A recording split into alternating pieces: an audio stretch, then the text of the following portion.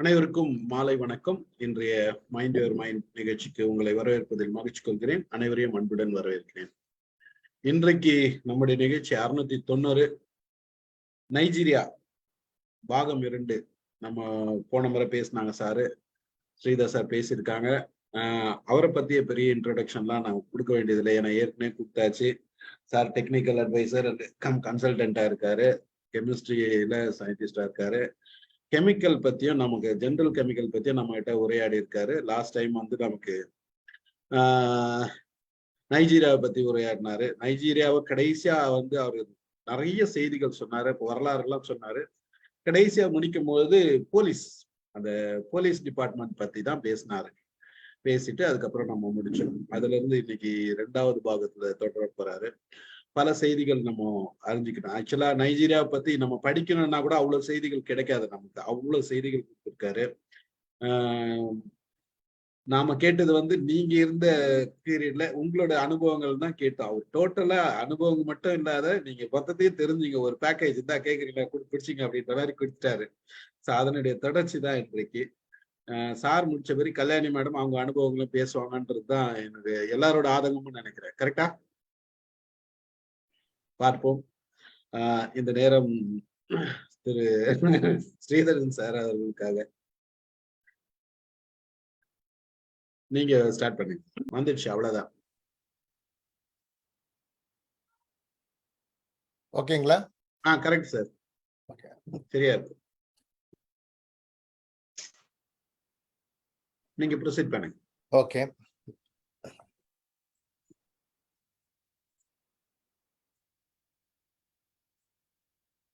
இதுல விக்கிபீடியால வருது. இல்ல மிலிட்டரி ஆர்ம்டு ஃபோர்சஸ் கரெக்ட்டா தெரியுதுங்களா? கரெக்ட்டா இருக்கு. மிலிட்டரி ஆர்ம்டு ஃபோர்ஸ் ஸ்லைடு இருக்கு. இல்ல இது அடுத்த ஸ்லைடு போறதுக்கு எப்படி ப்ரீவியஸ் போயிடுங்க, ரிவர்ஸ் பட்டன் அழுத்துங்க. Okay okay. இப்போ ஒரு ரீகேப் மாதிரி கொடுக்கணுமா? தேவையில்லை, சும்மா ஓவரால் என்ன பேசணும் அப்படின்றத மட்டும் கொடுத்துங்க. எல்லாம் பார்க்கணுன்ற அவசியம் இல்லை. Okay okay. ப்ரீவியஸ் இதுல எபிசோட்ல வந்து நம்ம discussed in general about Nigeria பத்தி பேசணும், நைஜீரியன் பாப்புலேஷனை பத்தி பேசணும், 200 மில்லியன் பீப்புள். அப்புறம் how big the population in in whole African கண்ட்ரில பேசணும். That is the first populated country in Africa.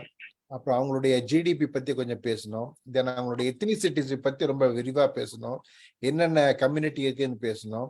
அதுக்கப்புறமேலு almost 110 years வந்து பிரிட்டிஷ் ரூல் வந்து ஆஸ் யூஷுவலா காலனைசேஷன் இருந்தது.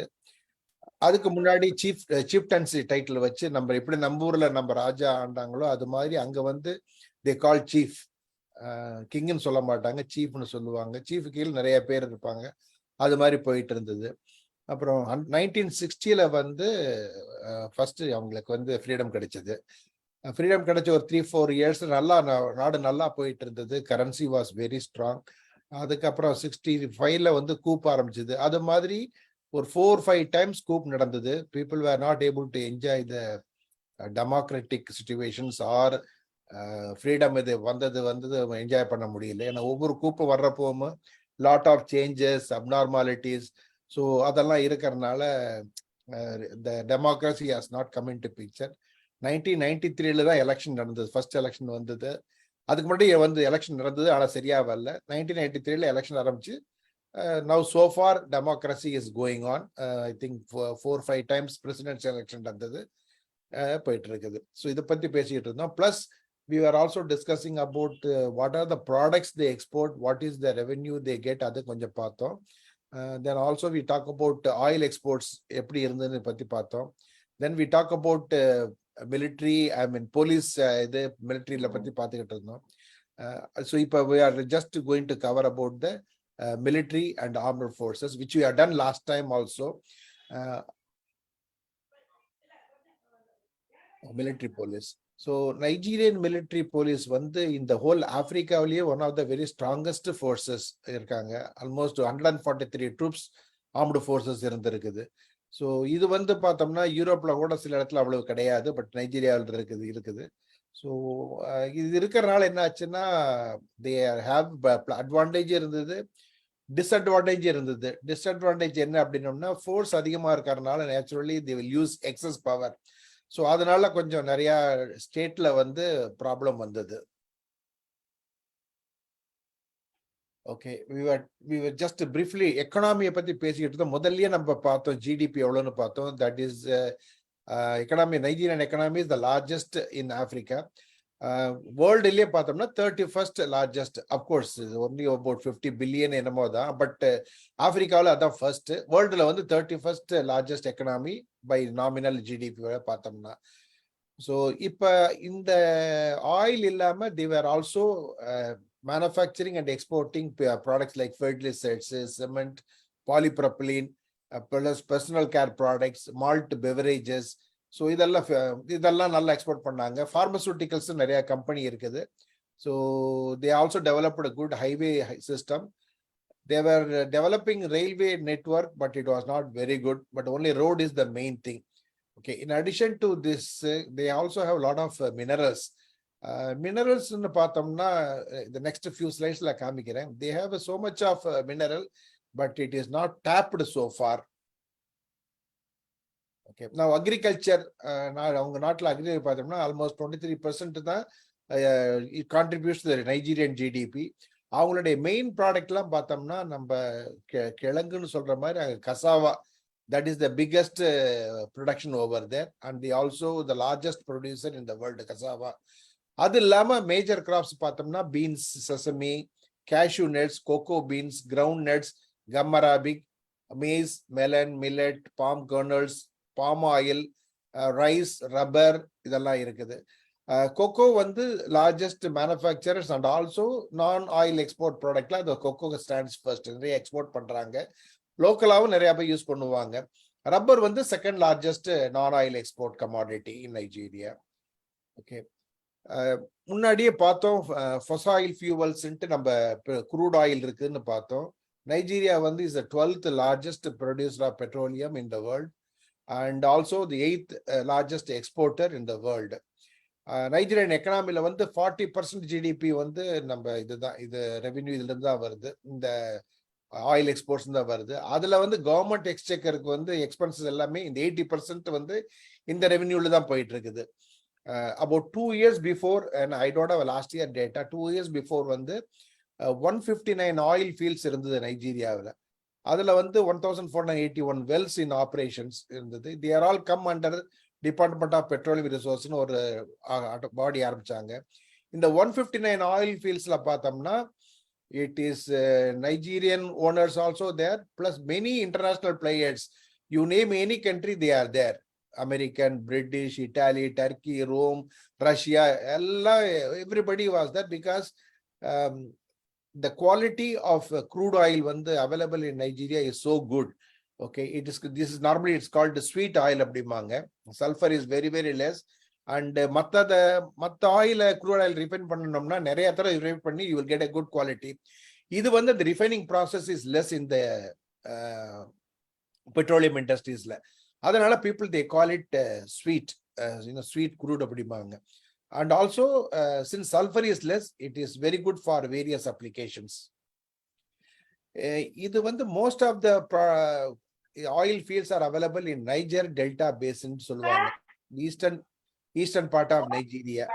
Okay, அதனாலதான் முதல்ல இந்த லாஸ்ட் ஸ்லைடு கூட நம்ம உங்களுக்கு எக்ஸ்பிளைன் பண்ணேன். அதனாலதான் இந்த நிறைய ப்ராப்ளம் எல்லாம் வந்தது. ஏன்னா நைஜர் டெல்டாங்கிறது வந்து ஈஸ்டர்னர்ஸ், whereas the administration is done in north and north, mainly north and south also. So easterners were asking why all the sources are available from our side and somebody is enjoying அப்படின்ட்டு வந்தது. அந்த problem வந்ததுதான் so many coups நடந்தது.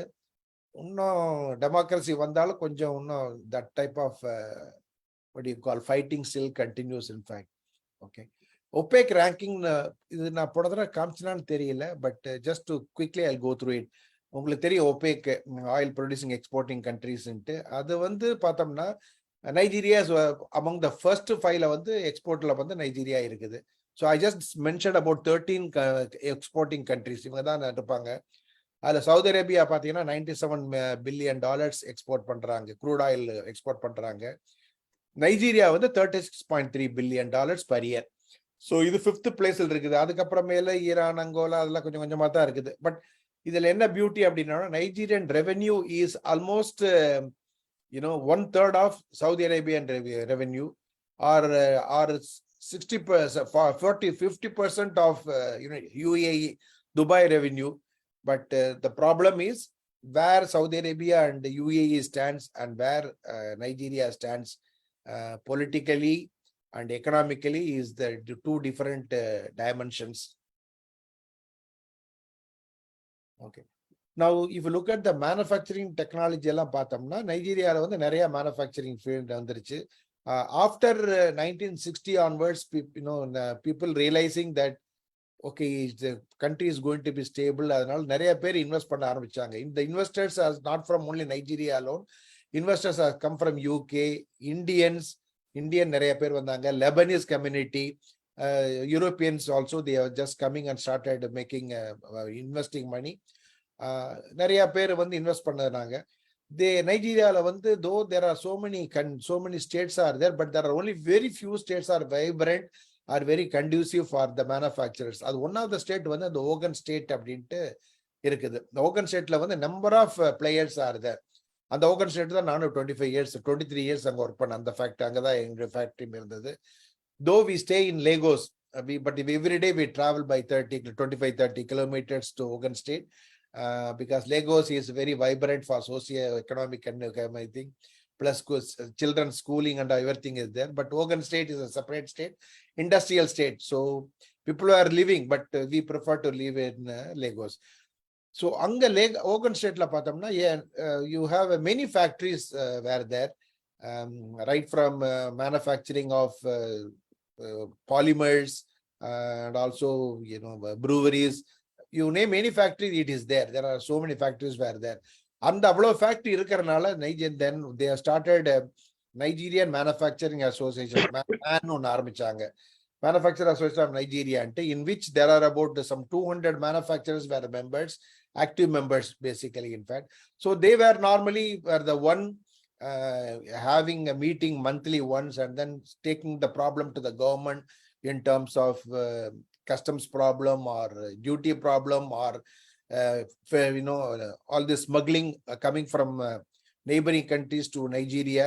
The products which are manufactured in Nigeria, people used to bring it to the neighboring country. In neighboring country, the duty structure is very, very less. And also because of the lower duty structure, they take it to the neighboring country. From neighboring country, they bring it to Nigeria by roads and all those things. So which were also affecting the Nigerian business. Nigerian, one of the top business was textile industry. There were about 158 textile industries were there in 1993. Then as the smuggling starts, slowly the textiles were adding, and when I left, there were no textile except 5 textile industries, all gone in fact. But the remaining industries were flourishing because you cannot bring everything by smuggling in fact.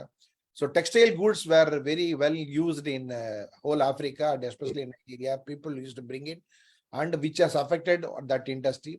So the government was putting lot of ban and lot of checkpoints and all those things were there. But still, as far as the textile sector is concerned, it did not work well for them. So they ultimately, many companies have to shut down and convert the warehouse into various purposes. In fact, okay, now. Earlier, Nigeria used to import cement like every African country. They always depends on the imports of products. Earlier, they used to import cement, and later on, as the time goes on, small scale players came in and started manufacturing cements. And one Mr. Aliko Dangote is an Alhaji, northern part of Nigeria. So he is the richest man in Africa now. I think he's third or second richest in the whole Africa. Nigeria is the richest man. So he was a trader, but later on he went into textile. From the textile, he went into cement.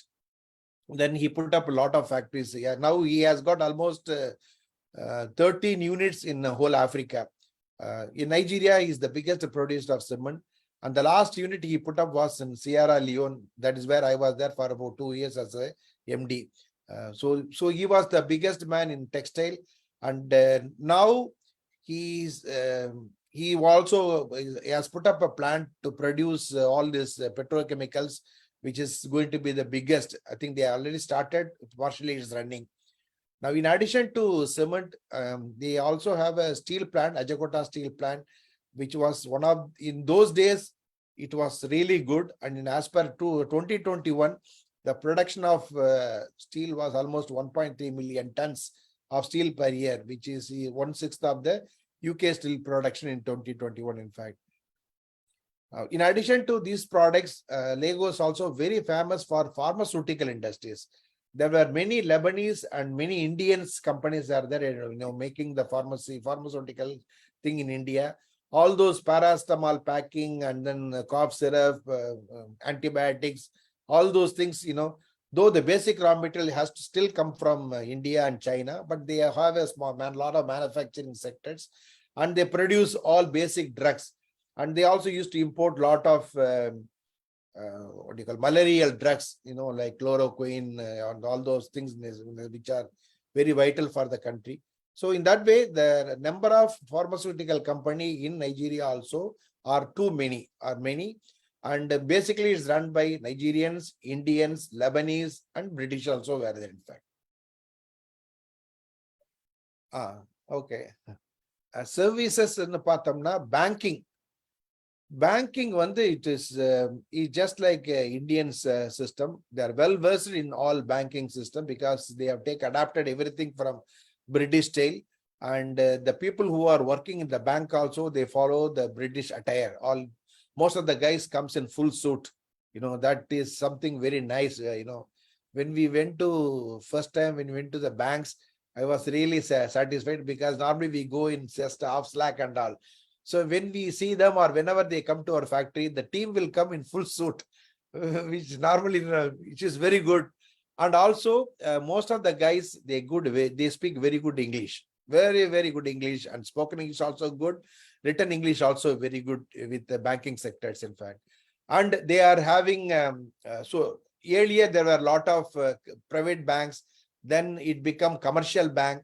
Then there are more than 120 commercial banks were there. Then as usual, there were a lot of ifs and buts, a lot of under activities.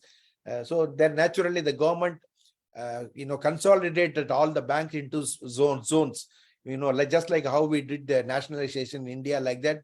They also said that you need to have a minimum investment of so much.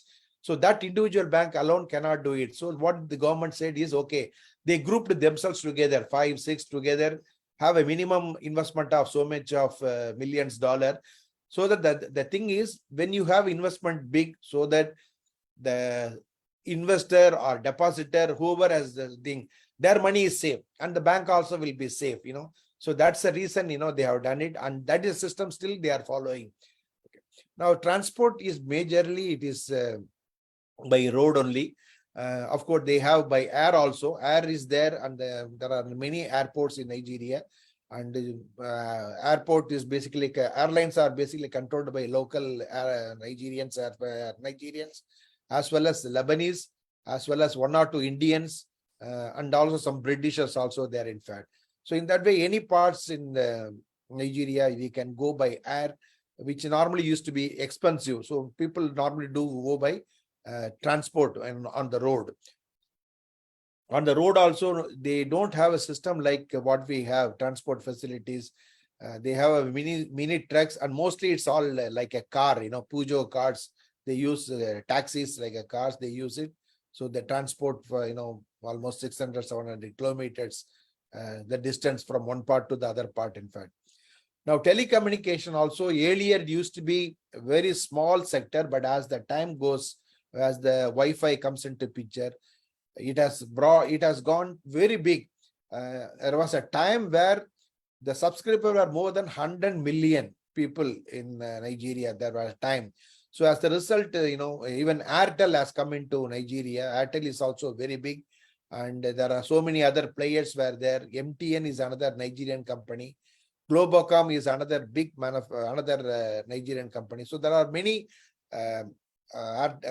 telephone investors, the communication system were there, and the communication is very good, in fact. And they also like us, they have mounted so many towers in every places. So the network is not that bad, it's good. Okay. Now coming back to the energy sector, that is still is a problem. Unlike other countries, people do depends on thermal energy, depends on nuclear energy, and depends on various things. But Nigeria, they going traditionally that biomass and waste. So that is the major source of energy. Biomass and waste, they just collect it, then they will use it. Their energy consumption is 108 MTOE, the million tons of equivalent of oil. That is the energy unit. So the consumption is very high, but source is essentially from biomass.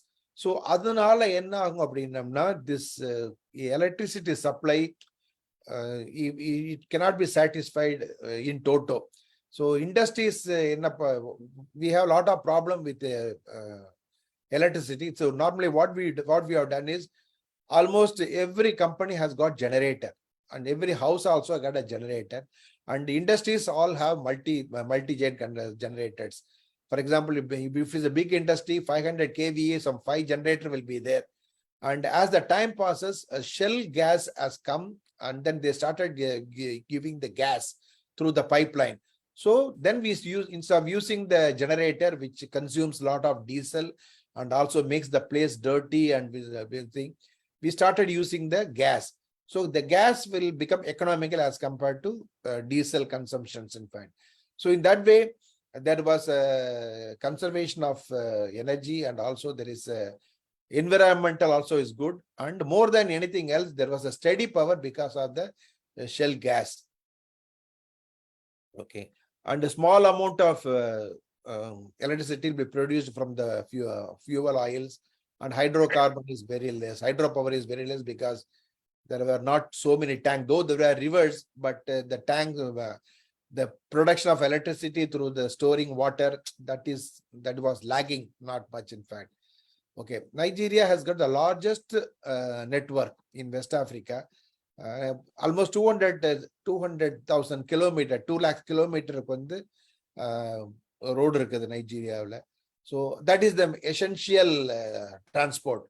All the containers, people, traffic, that road in fact. Then religions, as I told you, 2 major religions, Islam and Christianity.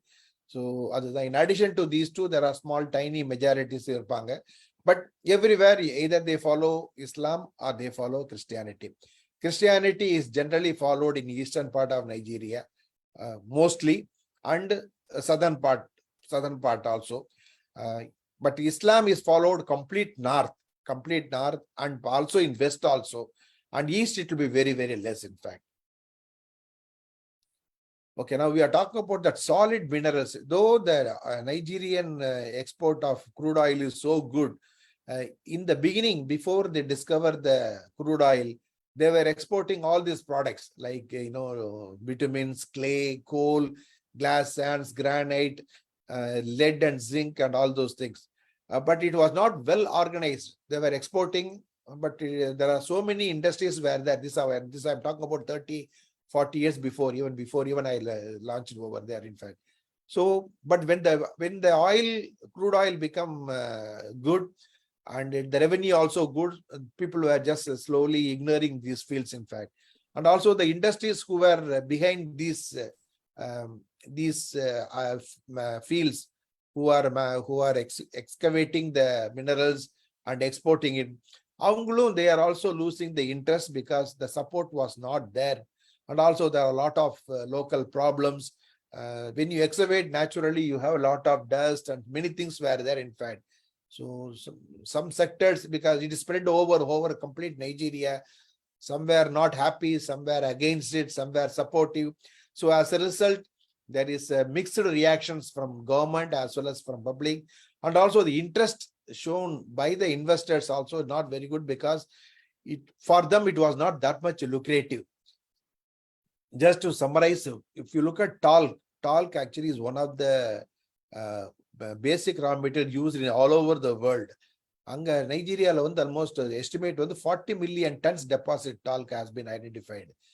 Gypsum எல்லாத்தையும் தெரியும், plaster Paris cement ப்ரொடக்ஷனுக்கு cement எல்லா cement production ப்ரொடியூசரும் gypsum they have to add some quantities. Even in Nigeria also cement manufacturers we have to add some gypsum.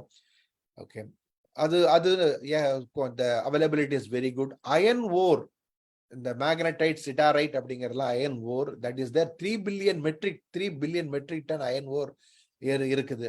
That is concentrated in one particular state, இந்த Kogi State Enugu ஸ்டேட்ல இருந்தது. In fact initially I ventured into Kogi State for all this iron ore excavations. என்ன பண்ணலான்னு ஒரு ப்ராஜெக்ட்ல என்ன அனுப்பிச்சாங்க. But it was very failure. It was a very failure for me. Failure means not much of cooperations and a lot of issues and very difficult to work the circumstances.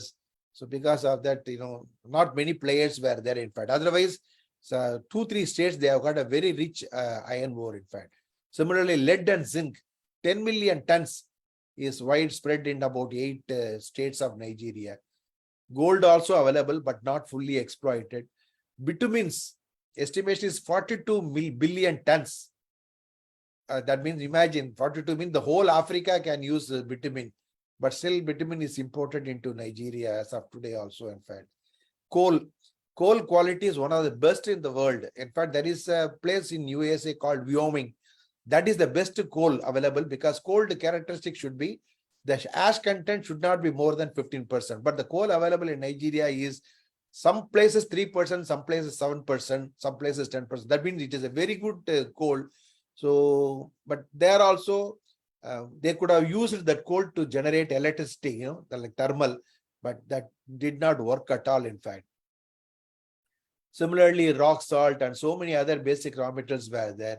Gemstones, they also, some states like Plateau, a few states in northern part, they have these stones, sapphire, ruby, aquarium, emerald and all, they were having it, which are really, the quality is good.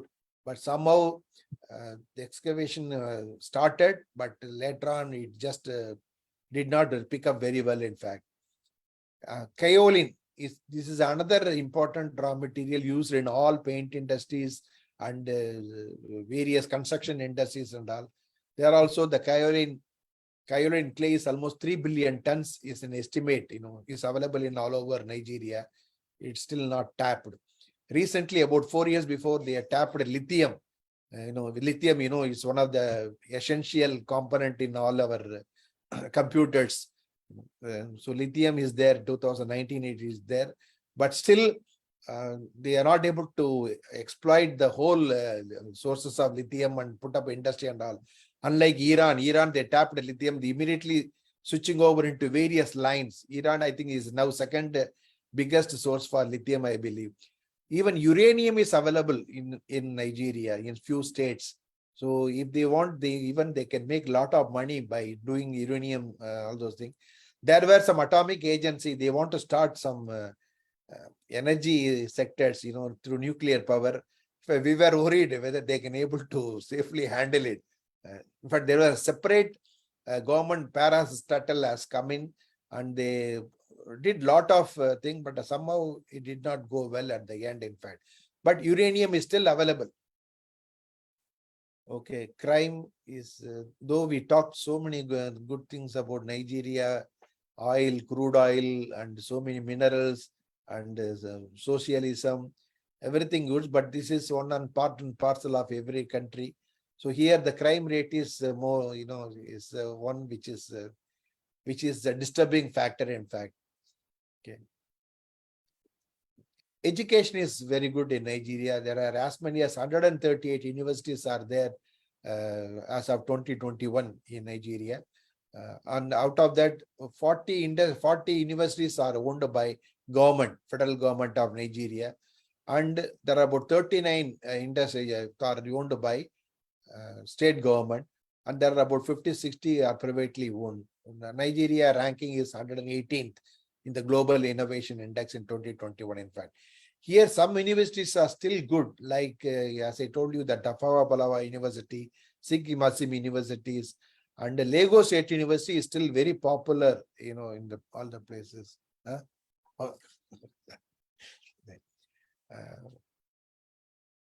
Human rights, they always come up with the complaint that Nigerian forces, security forces, use excessive power.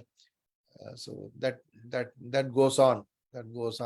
Sometime without excessive power, the discipline won't be there. So naturally, for some sectors, it is excessive power and then human right is affected. But for some sectors, they feel that it is essential, then only the discipline is maintained in the nation, in fact.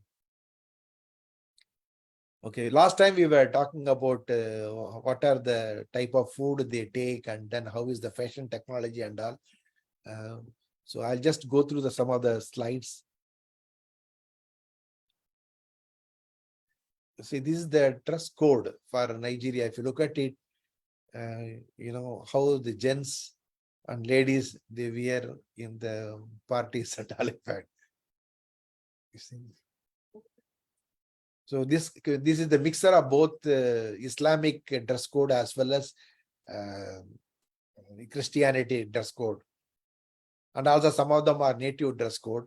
And if you look at the food also, they are very delicious food they make. And essentially they use a lot of palm oil and cassava.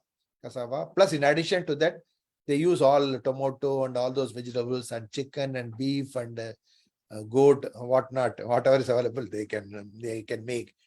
These are various things. And in every party, when you go, you can see their Nigerian dishes will be displayed, assorted, and people will be enjoying. See, they also have they like noodles, and there were many noodles factories in Nigeria. And one of the noodles factory, initially they were noodles, they were all importing from various countries like Indonesia and all.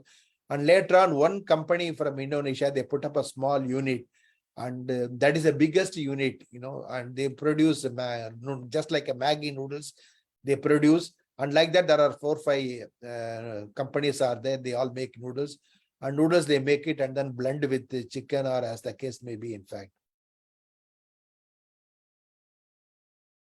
You have seen this Indomie. This is one of the very famous in Nigeria. In every home, this Indomie is there, and all the kids, children, elders, everybody likes it. Even in India, here, every day, almost a week, 2 times we eat Indomie. Hello? Hello? Sir, unmute ஆயிடுச்சா? இல்ல நான் okay வா, கேக்குதுங்களா? கேக்குது. Okay. இல்ல இருங்க, screen மாறி இருக்குதே. ஆமா, okay. Okay, now we have seen about the type of food and cuisine, and then fashion. Fashion technology is very famous in Nigeria and Africa. And if you go to UK, you can see them very Nigerian dresses, and they are also popularizing it. Plus Nigerian movie also is getting very popular. Okay. Then, Nigerians, most of the Africans are very good in sports. If you look at the sports personalities in USA, almost 50% will be Africans, because they have a very good stamina. They're excellent in all sports: basketball, volleyball, cricket, football, everything. And among all the sports, football is their pioneer thing. If you look at, just 1 second.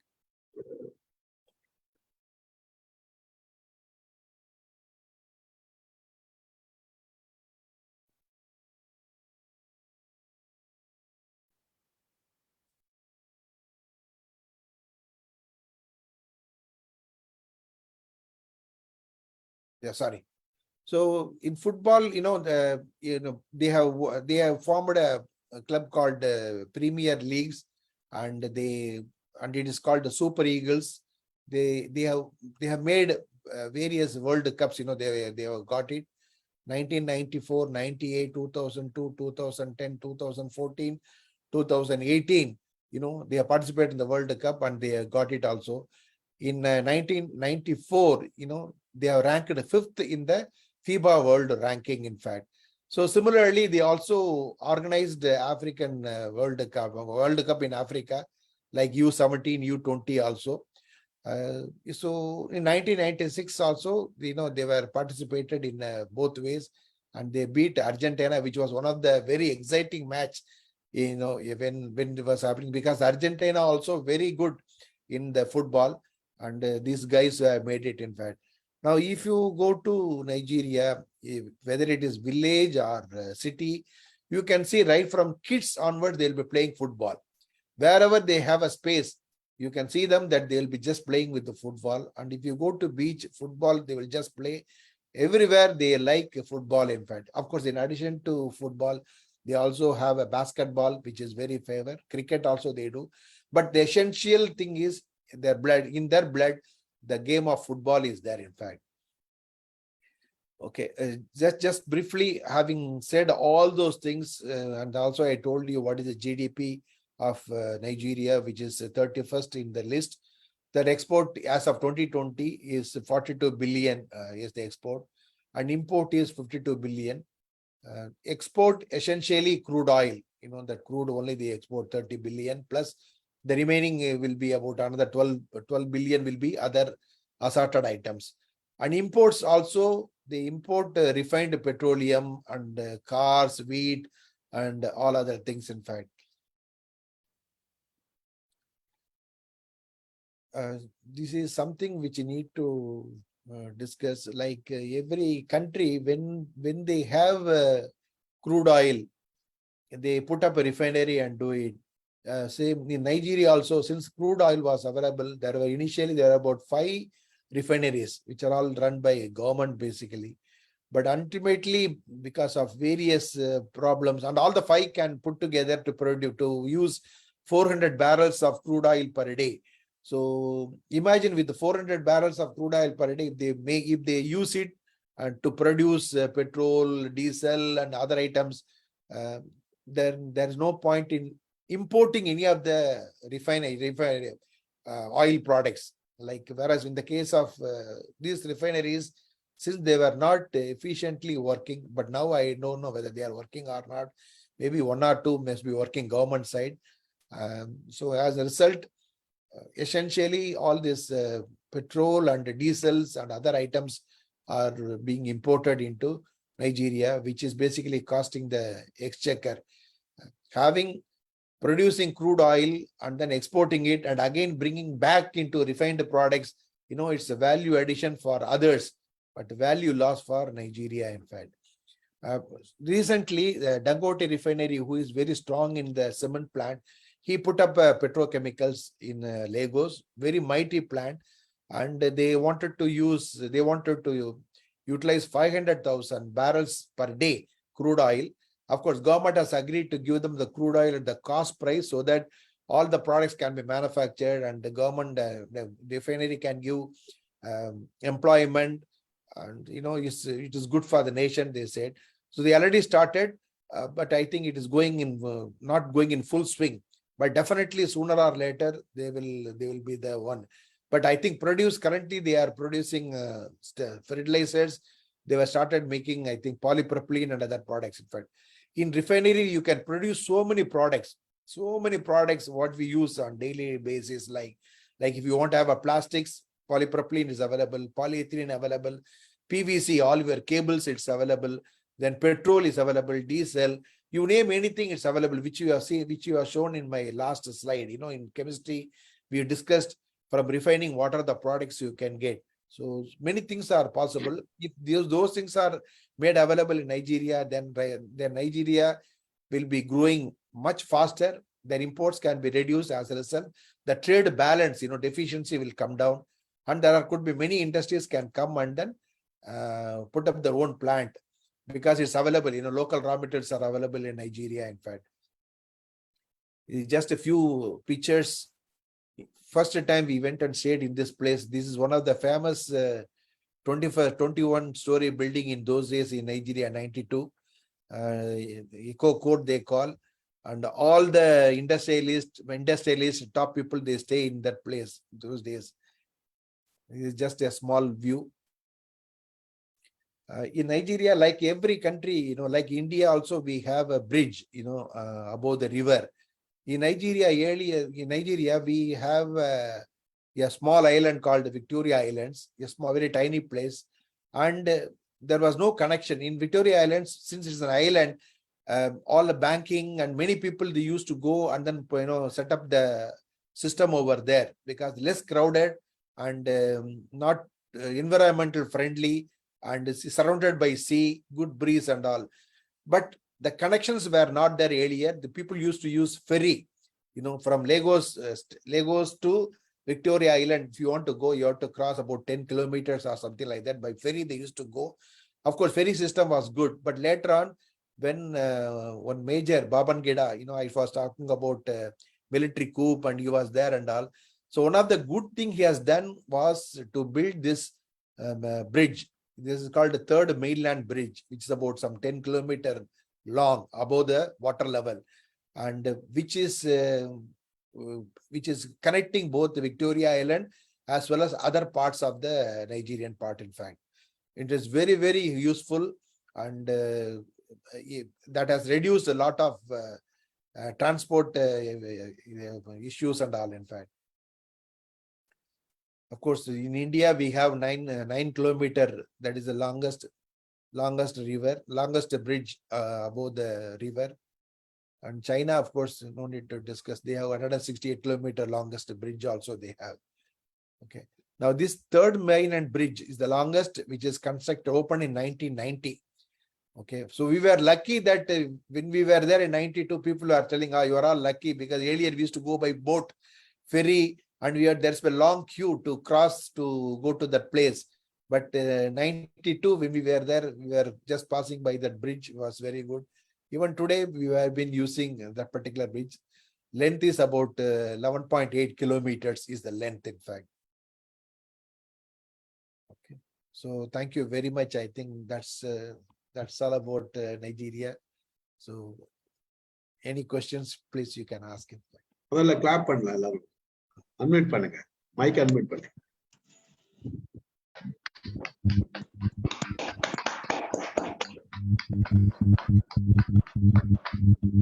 குயிக்காவே முடிச்சிட்டீங்க sir. இல்ல, இன்னைக்கு சில சைட்லாம் எடுத்துட்டேன் நானு, சிலதெல்லாம் condense பண்ண காலையில. ஓ, ஏன்னா இது வந்து லைக் என்ன சொல்றது, இன்ஃபினிட்டி மாதிரி தான், பேச பேச போயிட்டே இருக்கும். காலைல மேடம் சொன்னதை பார்த்தா இன்னொரு பார்த்து போவோம் சார் அப்படின்னாங்க. தமிழத்தான் எங்க காணவே காணும் சார். நாங்க தான் பேசுறோம்ல.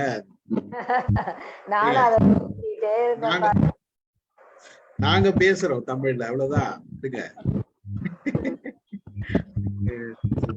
எல்லாத்தையும் கவர் பண்ணீங்க, அருமை. ஆக்சுவலா மிலிட்டரியில ஆரம்பிச்சு roadways, bank, crime, human rights, food, dress, movies, sports, அது ஸ்போர்ட்ஸ்ல இது இம்போர்ட் எக்ஸ்போர்ட், ரிஃபைனரி.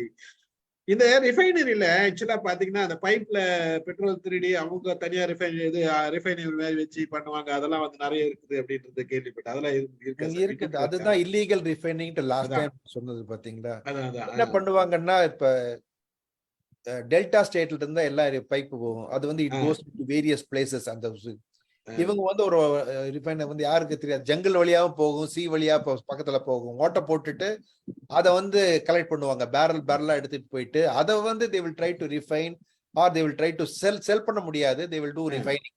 அப்போ வந்து நிறைய கேஸ்கேடிங் எஃபெக்ட், ஆக்சிடென்ட்ஸ், ஃபயர் எல்லாமே நடக்கும். அது so nice, thank you very much. நிறைய ஆக்சுவலா உங்களோட அதாவது லிவிங் லைஃப் பத்தி தான் நம்ம டிஸ்கஸ் பண்ண வேண்டியது இருக்கு. அதுக்கு மேடம் தான் வரணும்னு நினைக்கிறேன். பார்ப்போம், வாங்க யார் பேசுறது. கொஸ்டின்ஸ் சார் நான் பேசுறேன் சார். வாங்க சார். சார் ஃபர்ஸ்ட் கசாவானா என்னது சார்? நம்ம கசாவாங்கிறது ஒரு டைப் ஆஃப் ஸ்டார்ச். கிரவுண்ட்ல பூமிக்கு அடியில இருக்கிற இது கிழங்குதான். அது ஸ்டார்ச் ப்ராடக்ட் கிழங்குதான். நம்ம நம்ம இந்த மரவள்ளி மரவள்ளிக்கிழங்கு மாதிரி அது மாதிரி ரொம்ப பெரிய சைஸா இருக்கும். ஒரு ஆளு ஒரு 3 feet ஹைட் எல்லாம் இருக்கும் அதுல. அது ஸோ அதுதான் essential food, that is available in plenty. Taste நல்லா இருக்கும் சார். ஆனா கசாவ்ல வந்து இது பண்ணி கொடுப்பாங்க, ஃப்ரை பண்ணி கொடுப்பாங்க, நல்லா இருக்கும். It's was very good. Sir எவ்வளவு ஸ்டேட்ஸ் இருக்கு சார் அதுல நைஜீரியால? எவ்வளவு ஸ்டேட்ஸ்? எத்தனை ஸ்டேட்ஸ்? ஐ திங்க் 31 or 29 இருந்தது நீங்க லாஸ்ட் இயர் அப்படி காமிச்சேன். சுகக்கனி ஸ்லோ பண்ணுங்க. சுகக்கனி சுகக்கனி பேசு. இது இவங்க இவ்வளவு மிலிட்டரி பவர் வச்சிருக்காங்க இல்லையா, நெய்பரிங் கண்ட்ரீஸ்ல இருந்து இவங்களுக்கு ஏதாவது த்ரெட் இருக்கா? இவங்களுக்கு எது த்ரெட் கிடையாது. இவங்க தான் they will go and then help neighboring countries. என்ன பண்ணிருக்காங்கன்னா வெஸ்ட் ஆப்பிரிக்கால இருந்து எக்கோவாஸ்னு போட்டாங்க. எக்கோவாஸ்ங்கிறது வந்து it covers some of the West African neighbours. இவங்களை எல்லாம் சேர்த்து தே கால்ட் எக்கோவாஸ்ன்ட்டு. அந்த எக்கோவாஸுக்கு வந்து ஏதாவது இந்த நெய்பரிங் கண்ட்ரிக்கு ப்ராப்ளம் வந்ததுன்னா நார்மலா நைஜீரியாவில இருந்து மிலிட்டரி ஃபோர்ஸ் போகும், மிலிட்டரி பர்சனல்ஸ் போவாங்க, ஈவன் மெடிக்கல் சப்போர்ட்டும் போவாங்க. In that way they do not need people from neighboring country. The neighboring country, they will make use of Nigerian forces basically. Super. எது neighbouring country? அது பாத்தீங்கன்னா chat, last time சொன்னாரு. Chat, Benin republic, Cameron, ஒரு 5 country சுத்தி வர இருக்குது. எல்லாம் சின்ன கண்ட்ரிஸ். ஆமா, எல்லா சின்ன கண்ட்ரி.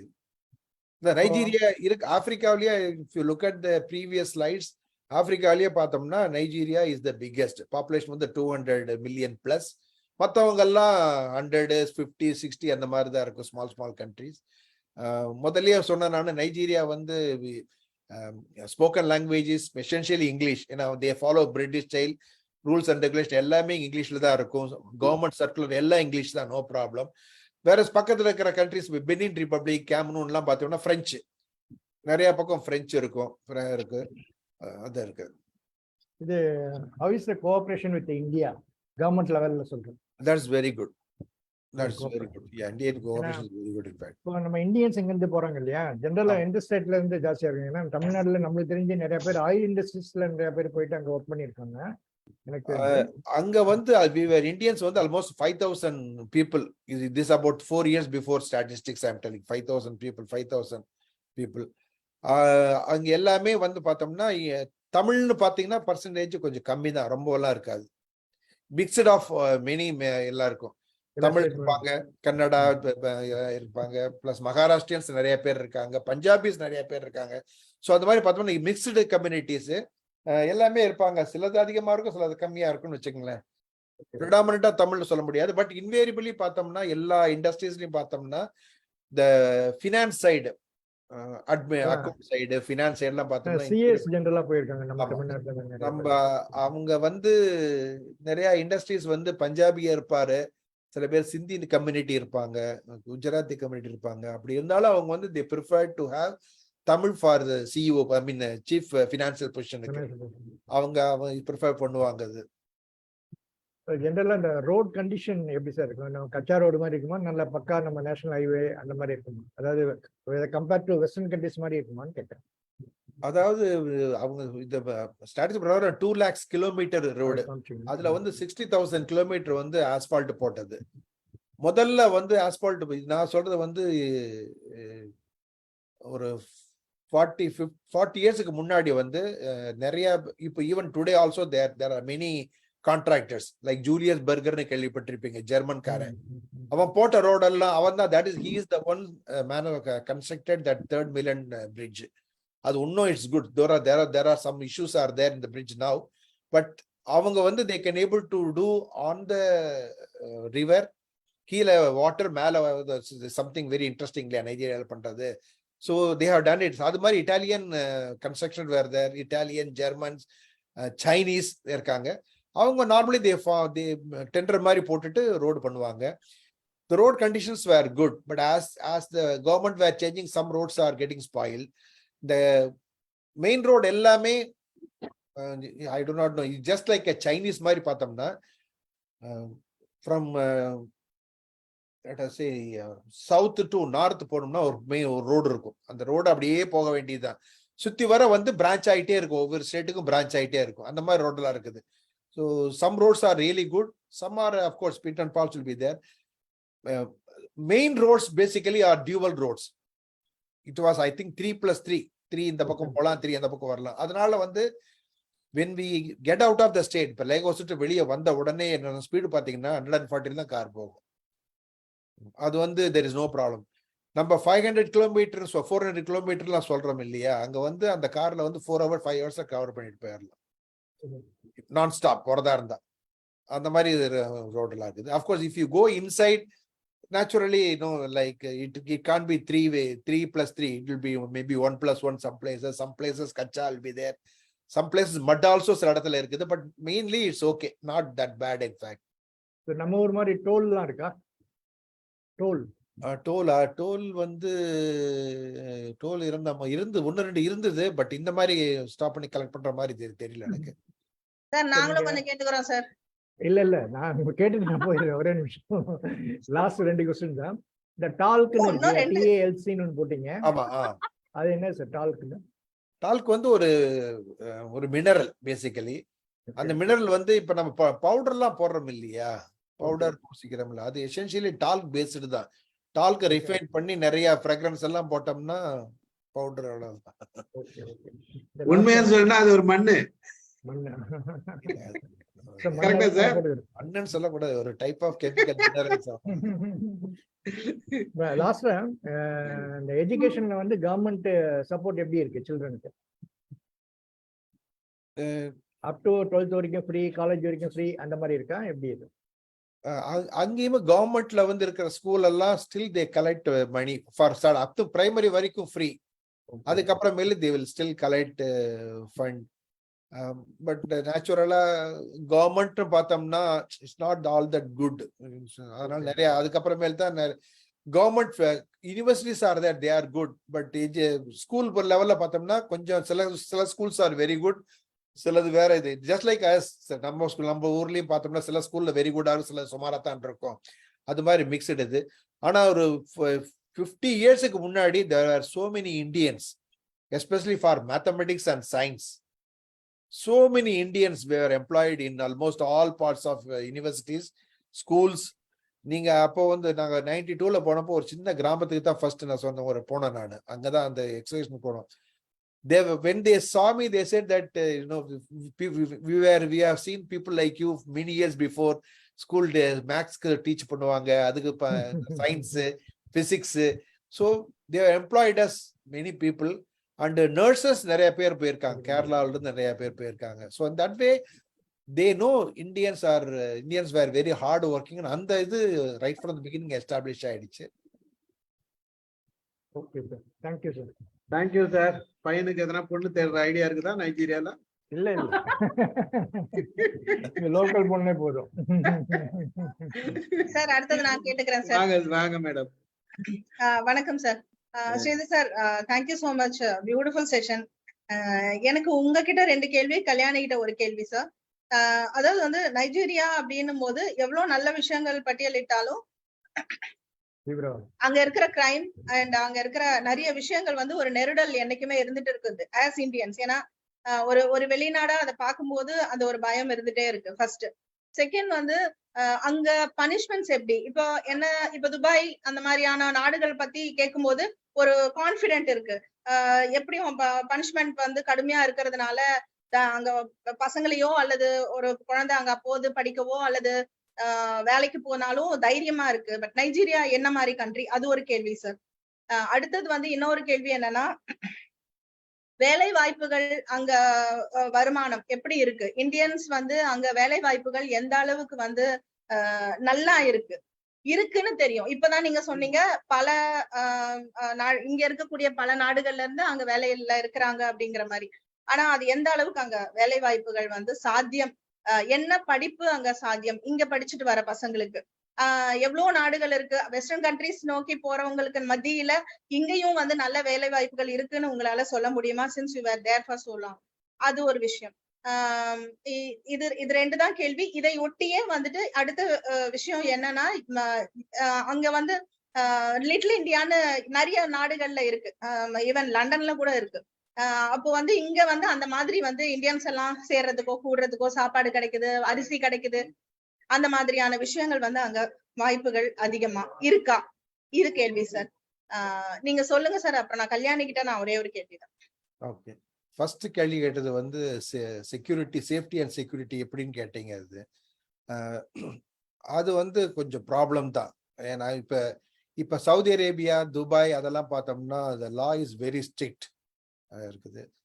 இங்க லா இருக்குது, இருந்தாலும் there were people who can overcome the law. அது போலீஸ் ரொம்ப ஸ்ட்ராங்கா இருந்தா கூட சில பேர் இது பண்ணிடுவாங்க. ஸோ அதனால வந்து பார்த்தோம், அதனாலதான் அந்த ஆர்ம் ராபரி எல்லாம் is there.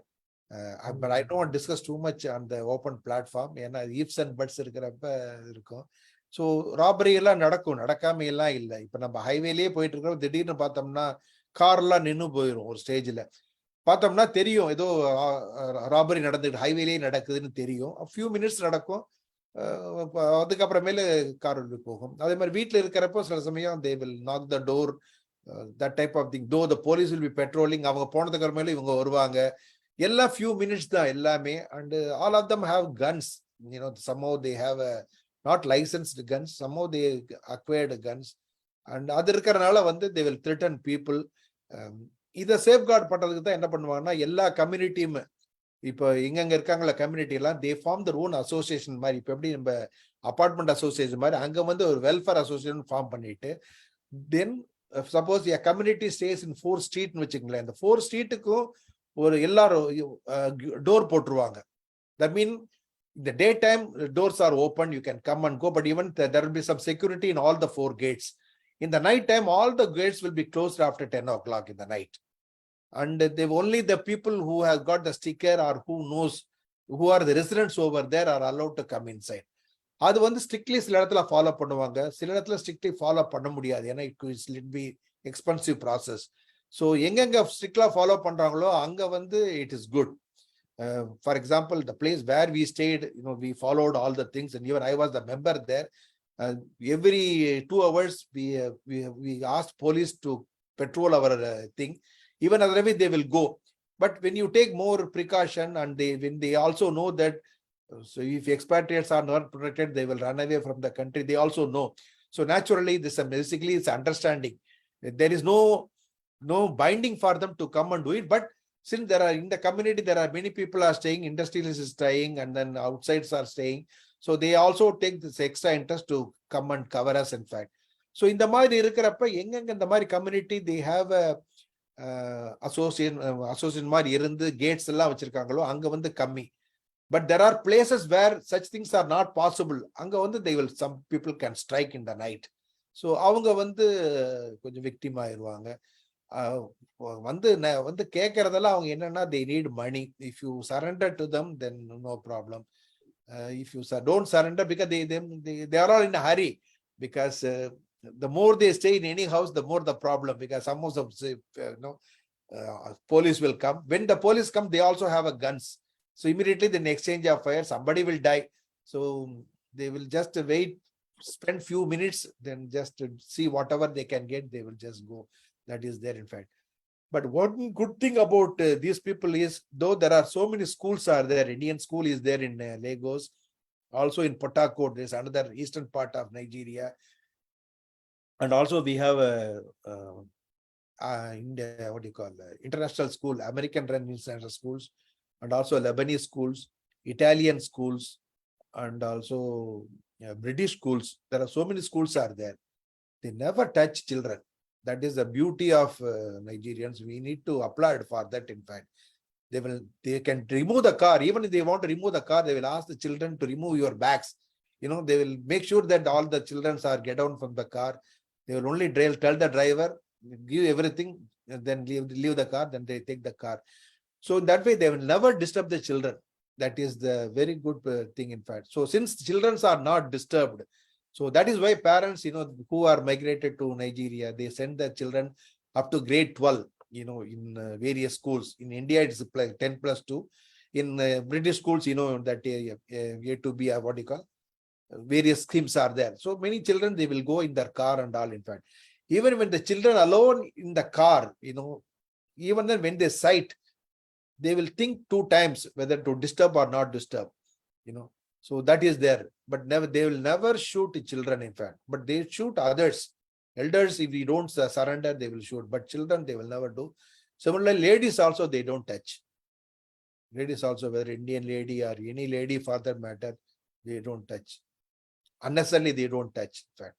Among themselves, Nigerians, it's like they also have a live together, all those things are there, but generally they are good in that way. But that's the first question. The second question is sir, அங்க வேலை வாய்ப்புகளுக்கு வந்து as you can see, 5,000 Indians.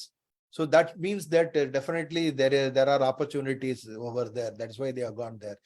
Not only Indians, there are about 2,000 Americans working in all oil fields. There are equally some thousands in the Britishers, thousands Italians, many expatriates. Lebanese, more than 5,000 maybe, because Lebanese, since Lebanon was not very conducive for them because of all those war and all, they normally migrate to Africa. If you go to African countries, Lebanese everywhere is there. Nigeria also there, Lebanese, Benin, adjacent countries like Chad, Cameroon, Benin Republic, everywhere you can see Lebanese, in fact. And they also, many of them are born and brought up there. They also speak their respective languages, in fact. So since many industries were there in Nigeria, so naturally they also need good expertise, expatriates with expertise. They don't take normally just like that. Suppose if you are well qualified and if you are working in that line, they will bring in, because Nigerian government also, they don't give quota just like that, because there are Nigerian universities are there. When so many universities are there, why do you need bring from people? So naturally we need to have a justification, and the companies are given only few quotas. Okay, they cannot give for workers, you cannot hire. Only we can hire a department head with sudden experiences. For example, if you are qualified in like PhD, then they can give quota for R&D, in fact. If you are well qualified for chartered accountant, then the quota is given. So like that, managing director position also, if the investor has got more of foreign sharehold, then they are willing to take their MD from outside. That is how we go, in fact. Both directors, executive directors, financial directors, they can acquire from outside. So every company, depending upon the investment, depending upon the number of employees, depending upon how much they generate revenue, how much they pay money to the government as the revenue, you know, tax, all those things, they issue a quota. And the one good thing is for quota for position like managing director and executive directors, the quotas are 10 years valid. So no need to renew. Whereas for all others, every 1 year you have to renew. You have to for ED and MD, they don't disturb. Once you are gone in, then they just come for normal inspection, but they give you a quota for 10 years. But every year you have to pay. You have to give money, and then they will give some more license. But the quota is valid for 10 years. Whereas for all other quotas, every 1 year or 2 years you have to keep renewing it. So that's the thing, in fact. So much. Thank you so much, sir. And I have a question for Kalyani.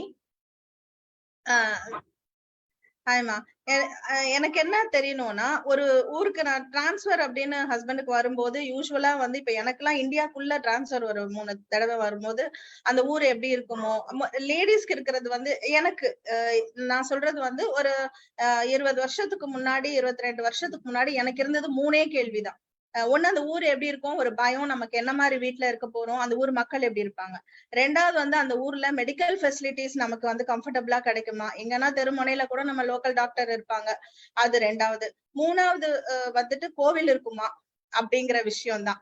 எங்கேயாவது ஒரு இடத்துக்கு போனோம்னா, so maybe இது வந்து maybe எனக்கு இருந்திருக்கலாம், உங்களுக்கு இல்லாம இருந்திருக்கலாம். பட் எப்படி, how you felt, because husband transfer ஆகி போகும்போது இது எனக்கு உள்ள இருக்கிற ஒரு பிக் கொஸ்டின் எப்பவுமே.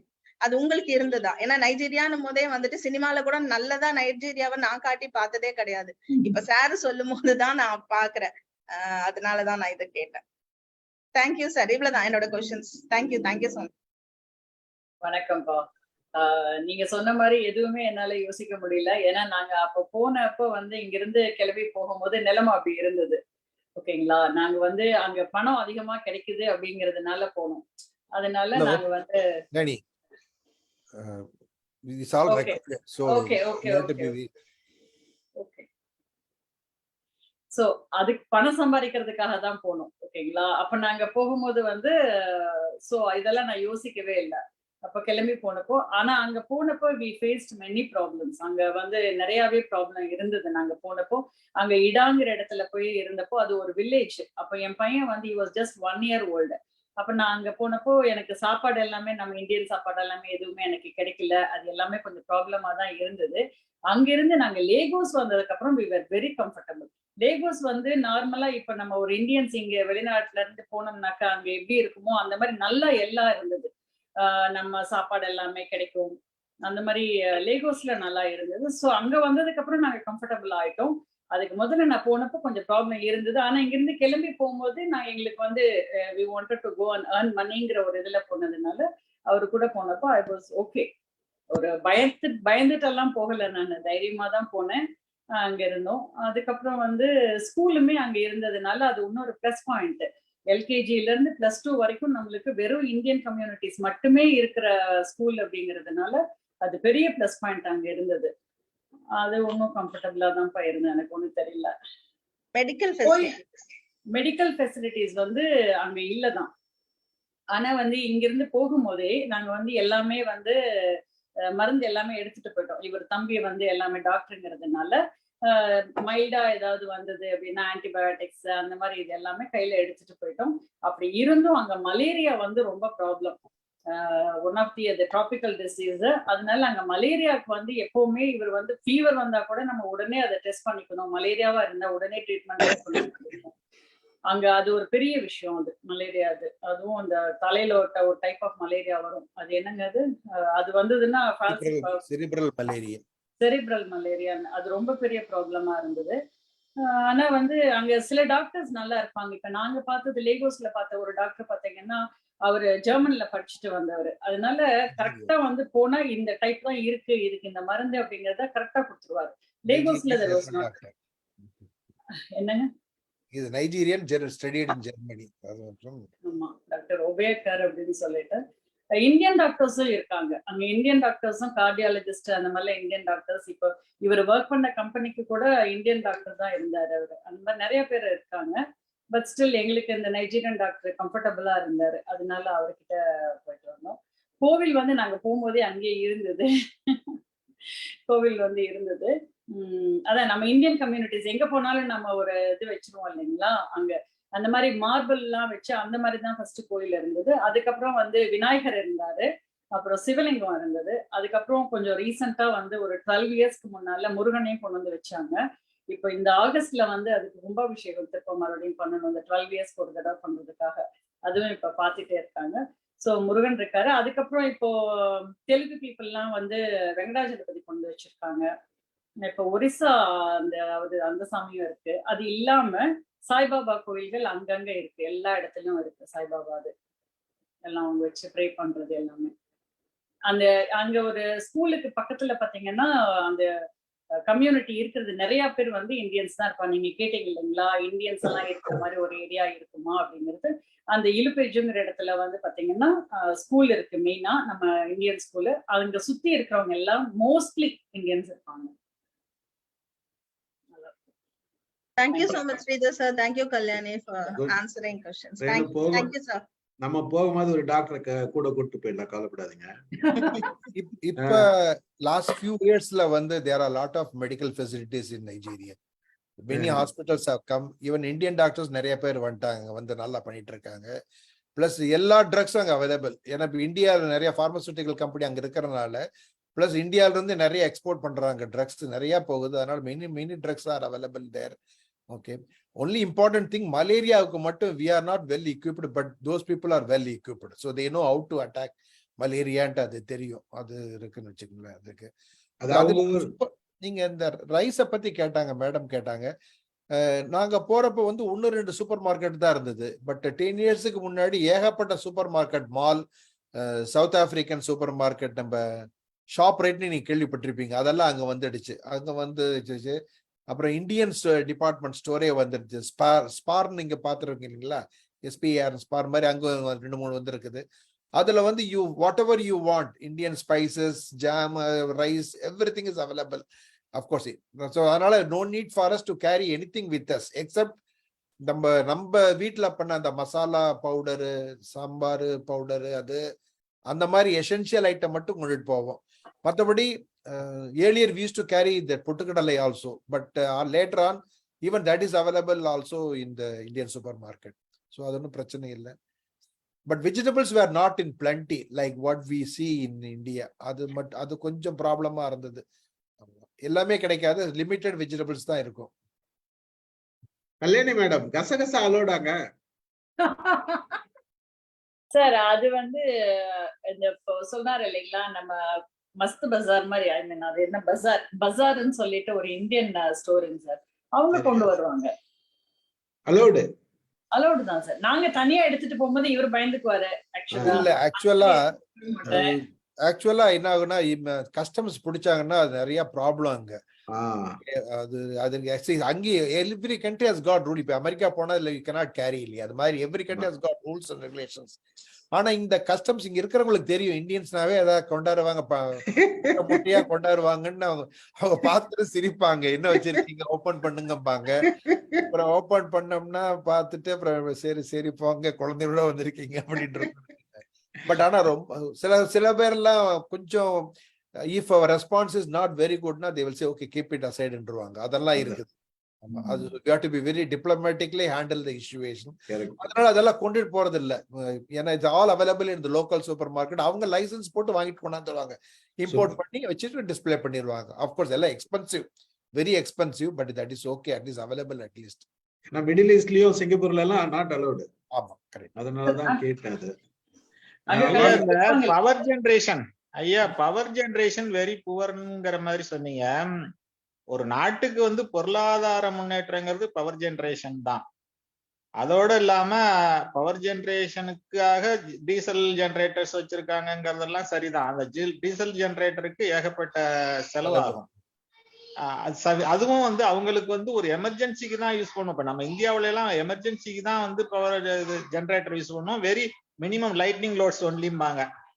அங்க வந்து இண்டஸ்ட்ரீஸ்க்கெல்லாம் வந்து ஜெனரேட்டர் வச்சு கட்டுப்படி ஆகுதா, அப்ப நாட்டினுடைய பொருளாதாரம் ரொம்ப பாதிக்கும். அது ஒண்ணு. பவர் கட், நம்ம இந்தியா மாதிரி பவர் கட் வந்துச்சுன்னா அந்தந்த இடைப்பட்ட நேரத்துல வந்து திருட்டு பயம் இருக்கலாம். அது எப்படி ஜெனரேஷன் இல்லாம இருக்கு? அதுக்கு ஏதாவது முயற்சி எடுக்கிறாங்களா நாட்டுல? அதை பத்தி தெரிஞ்சுக்கலாமா ஐயா? இது ஆக்சுவலி இது வந்து $1 மில்லியன் கொஸ்டின். இது ஆக்சுவலா அங்க வந்து ஒரு கார்பரேஷன் இருந்தது, that is called NEPA, Nepa அப்படிம்பாங்க. ஓகே, நேப்பாங்கிறது வந்து தட் இஸ் ஜஸ்ட் லைக் நம்ம தமிழ்நாடு எலக்ட்ரிசிட்டி போர்டு இருக்குது இல்லைங்களா, நம்ம TNEBன்னு சொல்ற மாதிரி அங்க வந்து NEPAம்பாங்க. ஸோ குழந்தைகள்லாம் சொல்லுவாங்க NEPAன்னா நெவர் எக்ஸ்பெக்ட் பவர் அகெயின். அப்ப நினைச்சு பாருங்க, குழந்தைங்க மைண்ட் இதே பதிவாயிடுச்சு. Nepa வந்துருச்சானா never expect power again அப்படிம்பாங்க. ஸோ அங்க இந்த ஸ்லைட்ல காமிச்ச மாதிரி இப்ப அவங்ககிட்ட வந்து இந்த electricity production if depends upon இதை நியூக்ளியரோ அல்லது தெர்மலோ அல்லது ஹைட்ராலஜி இருந்து அல்லது விண்டு இருந்து அல்லது சோலார் மாதிரி இருந்ததுன்னா பரவாயில்ல. அந்த எந்த இதுவுமே இல்லை, வெறும் ஜஸ்ட் இந்த வேஸ்ட்டை வச்சு பத்தி அப்படின்னா எவ்வளவு பண்ண முடியும், அதுதான் biggest problem. Plus electricity coming from the industries like refinery எல்லாம் முதல்ல இருந்தப்போ கொஞ்சம் கிரிட்ல கொடுத்துக்கிட்டு இருந்தாங்க. அந்த ரிஃபைனரி டவுன் ஆனோடனே there is not much of இது, அதான் ப்ராப்ளம். இப்ப டங்கோட்டேங்கிறது வந்து he has made cement plant, அதுல இருந்து கொஞ்சம் ரிஃபைனரி சிமெண்ட் டெர்மினல் போட்டு கிரிட்ல கொஞ்சம் பவர் சப்ளை கொடுக்குறாரு. But that is not sufficient for the whole nation. So அங்க வந்து எலக்ட்ரிசிட்டி வந்து இட்ஸ் ஆல்வேஸ் அ ப்ராப்ளம் தான். நம்ம ஃபிளைட்ல நீங்க லேண்டிங் டேக் ஆஃப் ஆர் நைட்ல பார்த்தோம்னா சில சமயம் பார்த்தோம்னா டார்க்கா இருக்கும். அதாவது எங்கெங்க ஜென்ரேட்டர் இருக்கோ அங்கதான் மட்டும் லைட் எரியும், மற்றதெல்லாம் பார்த்தா டார்க்கா இருக்கும். சில சமயம் பார்த்தா ஃபுல் ஃபிளட்ஜா இருக்கும். ஸோ அதனாலதான் என்னமோ தெரியல, ஆப்பிரிக்கா பார்த்தா டார்க் கான்டினென்ட்னு பேர் வந்துச்சு என்னமோ தெரியல. அது ஒரு ஸ்லோகன் இருக்குது. But this is the problem in Nigeria. And industries எப்படி நார்மலி ஐயா each and every day power requirement is rising trend தான். ஆமா, எந்த நாடா இருந்தாலும் சரி, எந்த வீடா இருந்தாலும் சரி. நம்ம வெறும் லைட்னிங் லோடுக்குன்னு எடுத்த காலம் எல்லாம் மாறி போய் இப்ப மாவாட்டுறதுனாலும் கரண்ட் தான், மிக்சி போடணும்னாலும் கரண்ட் தான், வாஷிங் மிஷின் போடணும்னாலும் கரண்ட் தான், ஈவன் சேவிங் பண்ணணும்னாலும் கரண்ட் தான், காத்தடிக்கணும்னாலும் கரண்ட் தாங்கிற அளவுக்கு ஆகி போச்சு. அப்படி இருக்கும்போது வந்து நாட்டுல உள்ள அந்த நிர்வாகம் இதை பத்தி சிந்திக்கவே இல்லையாங்கிறதுலாம் என்னோட கேள்வியா இருக்கு. அது ஏதாவது ஒரு வகையில பவர் ஜெனரேஷனுக்கு நம்ம ஏற்பாடு பண்ணணும். அது இன்னைக்கு ஆரம்பிச்சா கூட அது வந்து கம்ப்ளீஷன் ஸ்டேஜுக்கு, பவர் பிளான்ட் கம்ப்ளீஷனுக்கு 5 years ஆகும். அந்த ஸ்டெப்ஸ் எடுக்கலைன்னா சோலார் எனர்ஜி இருக்கிறதுக்கான வாய்ப்பு இருக்குதா? அங்க வந்து 5 months 6 months நல்லா சம்மர் இருக்கும். மிச்சம் 4-5 months ஒரே ரெயினா தான் இருக்கும். ஏன்னா அது ஃபாரஸ்ட் ஏரியா, அதுக்குள்ள அதுதான் இல்லைங்களா. அதனால வந்து ஜூன்ல இருந்து மழை ஆரம்பிச்சிடும். ஜூன், ஜூலை, ஆகஸ்ட், செப்டம்பர், அக்டோபர்லாம் ஃபுல் மழை தான். அது அந்த மழை இடி டூ மச் டெரிஃபிக்கா இருக்கும். அதுக்கப்புறமேல சம்மர் வந்துடும். சம்மர் வந்ததுன்னா நார்தன் பார்ட் ஆஃப் நைஜீரியா வந்து இட் ரீச்சஸ் 46 ஆல்சோ. 46. அப்போ ஈச் அண்ட் எவ்ரி ஹவுஸ் வந்து ஜெனரேட்டர் இருக்குதா? ஜெனரேட்டர்ல வீடே கிடையாது. I see. That's a problem. இப்போ வந்து இப்ப எங்க போனாலும் ஜெனரேட்டருக்கு ஃபியூல், டீசல், பெட்ரோல். ஆமா, டீசல், எசென்ஷியலி டீசல், பெட்ரோல் கிடையாது, டீசல் தான் போடுவாங்க. ஏன்னா டீசல் தான் விலை கம்மி, சீப்பா இருக்கிறனால அது வாங்குவாங்க. எல்லா ஹோட்டல்ஸும் சரி, எல்லா வீடும் சரி, however small the house may be, still they have a small portable generator. Generator இல்லாம அங்க you cannot survive. எல்லா ஹோட்டல்ஸ்ல இருக்கும். அதே மாதிரி மேனுஃபேக்சரர்ஸ் எல்லாருமே மைட்டி ஜெனரேட்டர்ஸ் வச்சிருப்பாங்க. சொன்னோம்ல 500 kVA ஒன்னு, அது 500 700 kVA வச்சு நிறைய இருக்கும். So generator business is a big business in Nigeria. Another thing, generator business, spare parts for generator, அதுக்குன்னு நிறைய கம்பெனி எல்லாம் இருக்காங்க. ஈவன் பிரிட்டிஷ் கம்பெனி ஜெனரேட்டர் வச்சிருக்காங்க. மிக்கானோன்ட்டு லெபனீஸ் கம்பெனி பெருசா வச்சிருக்காங்க.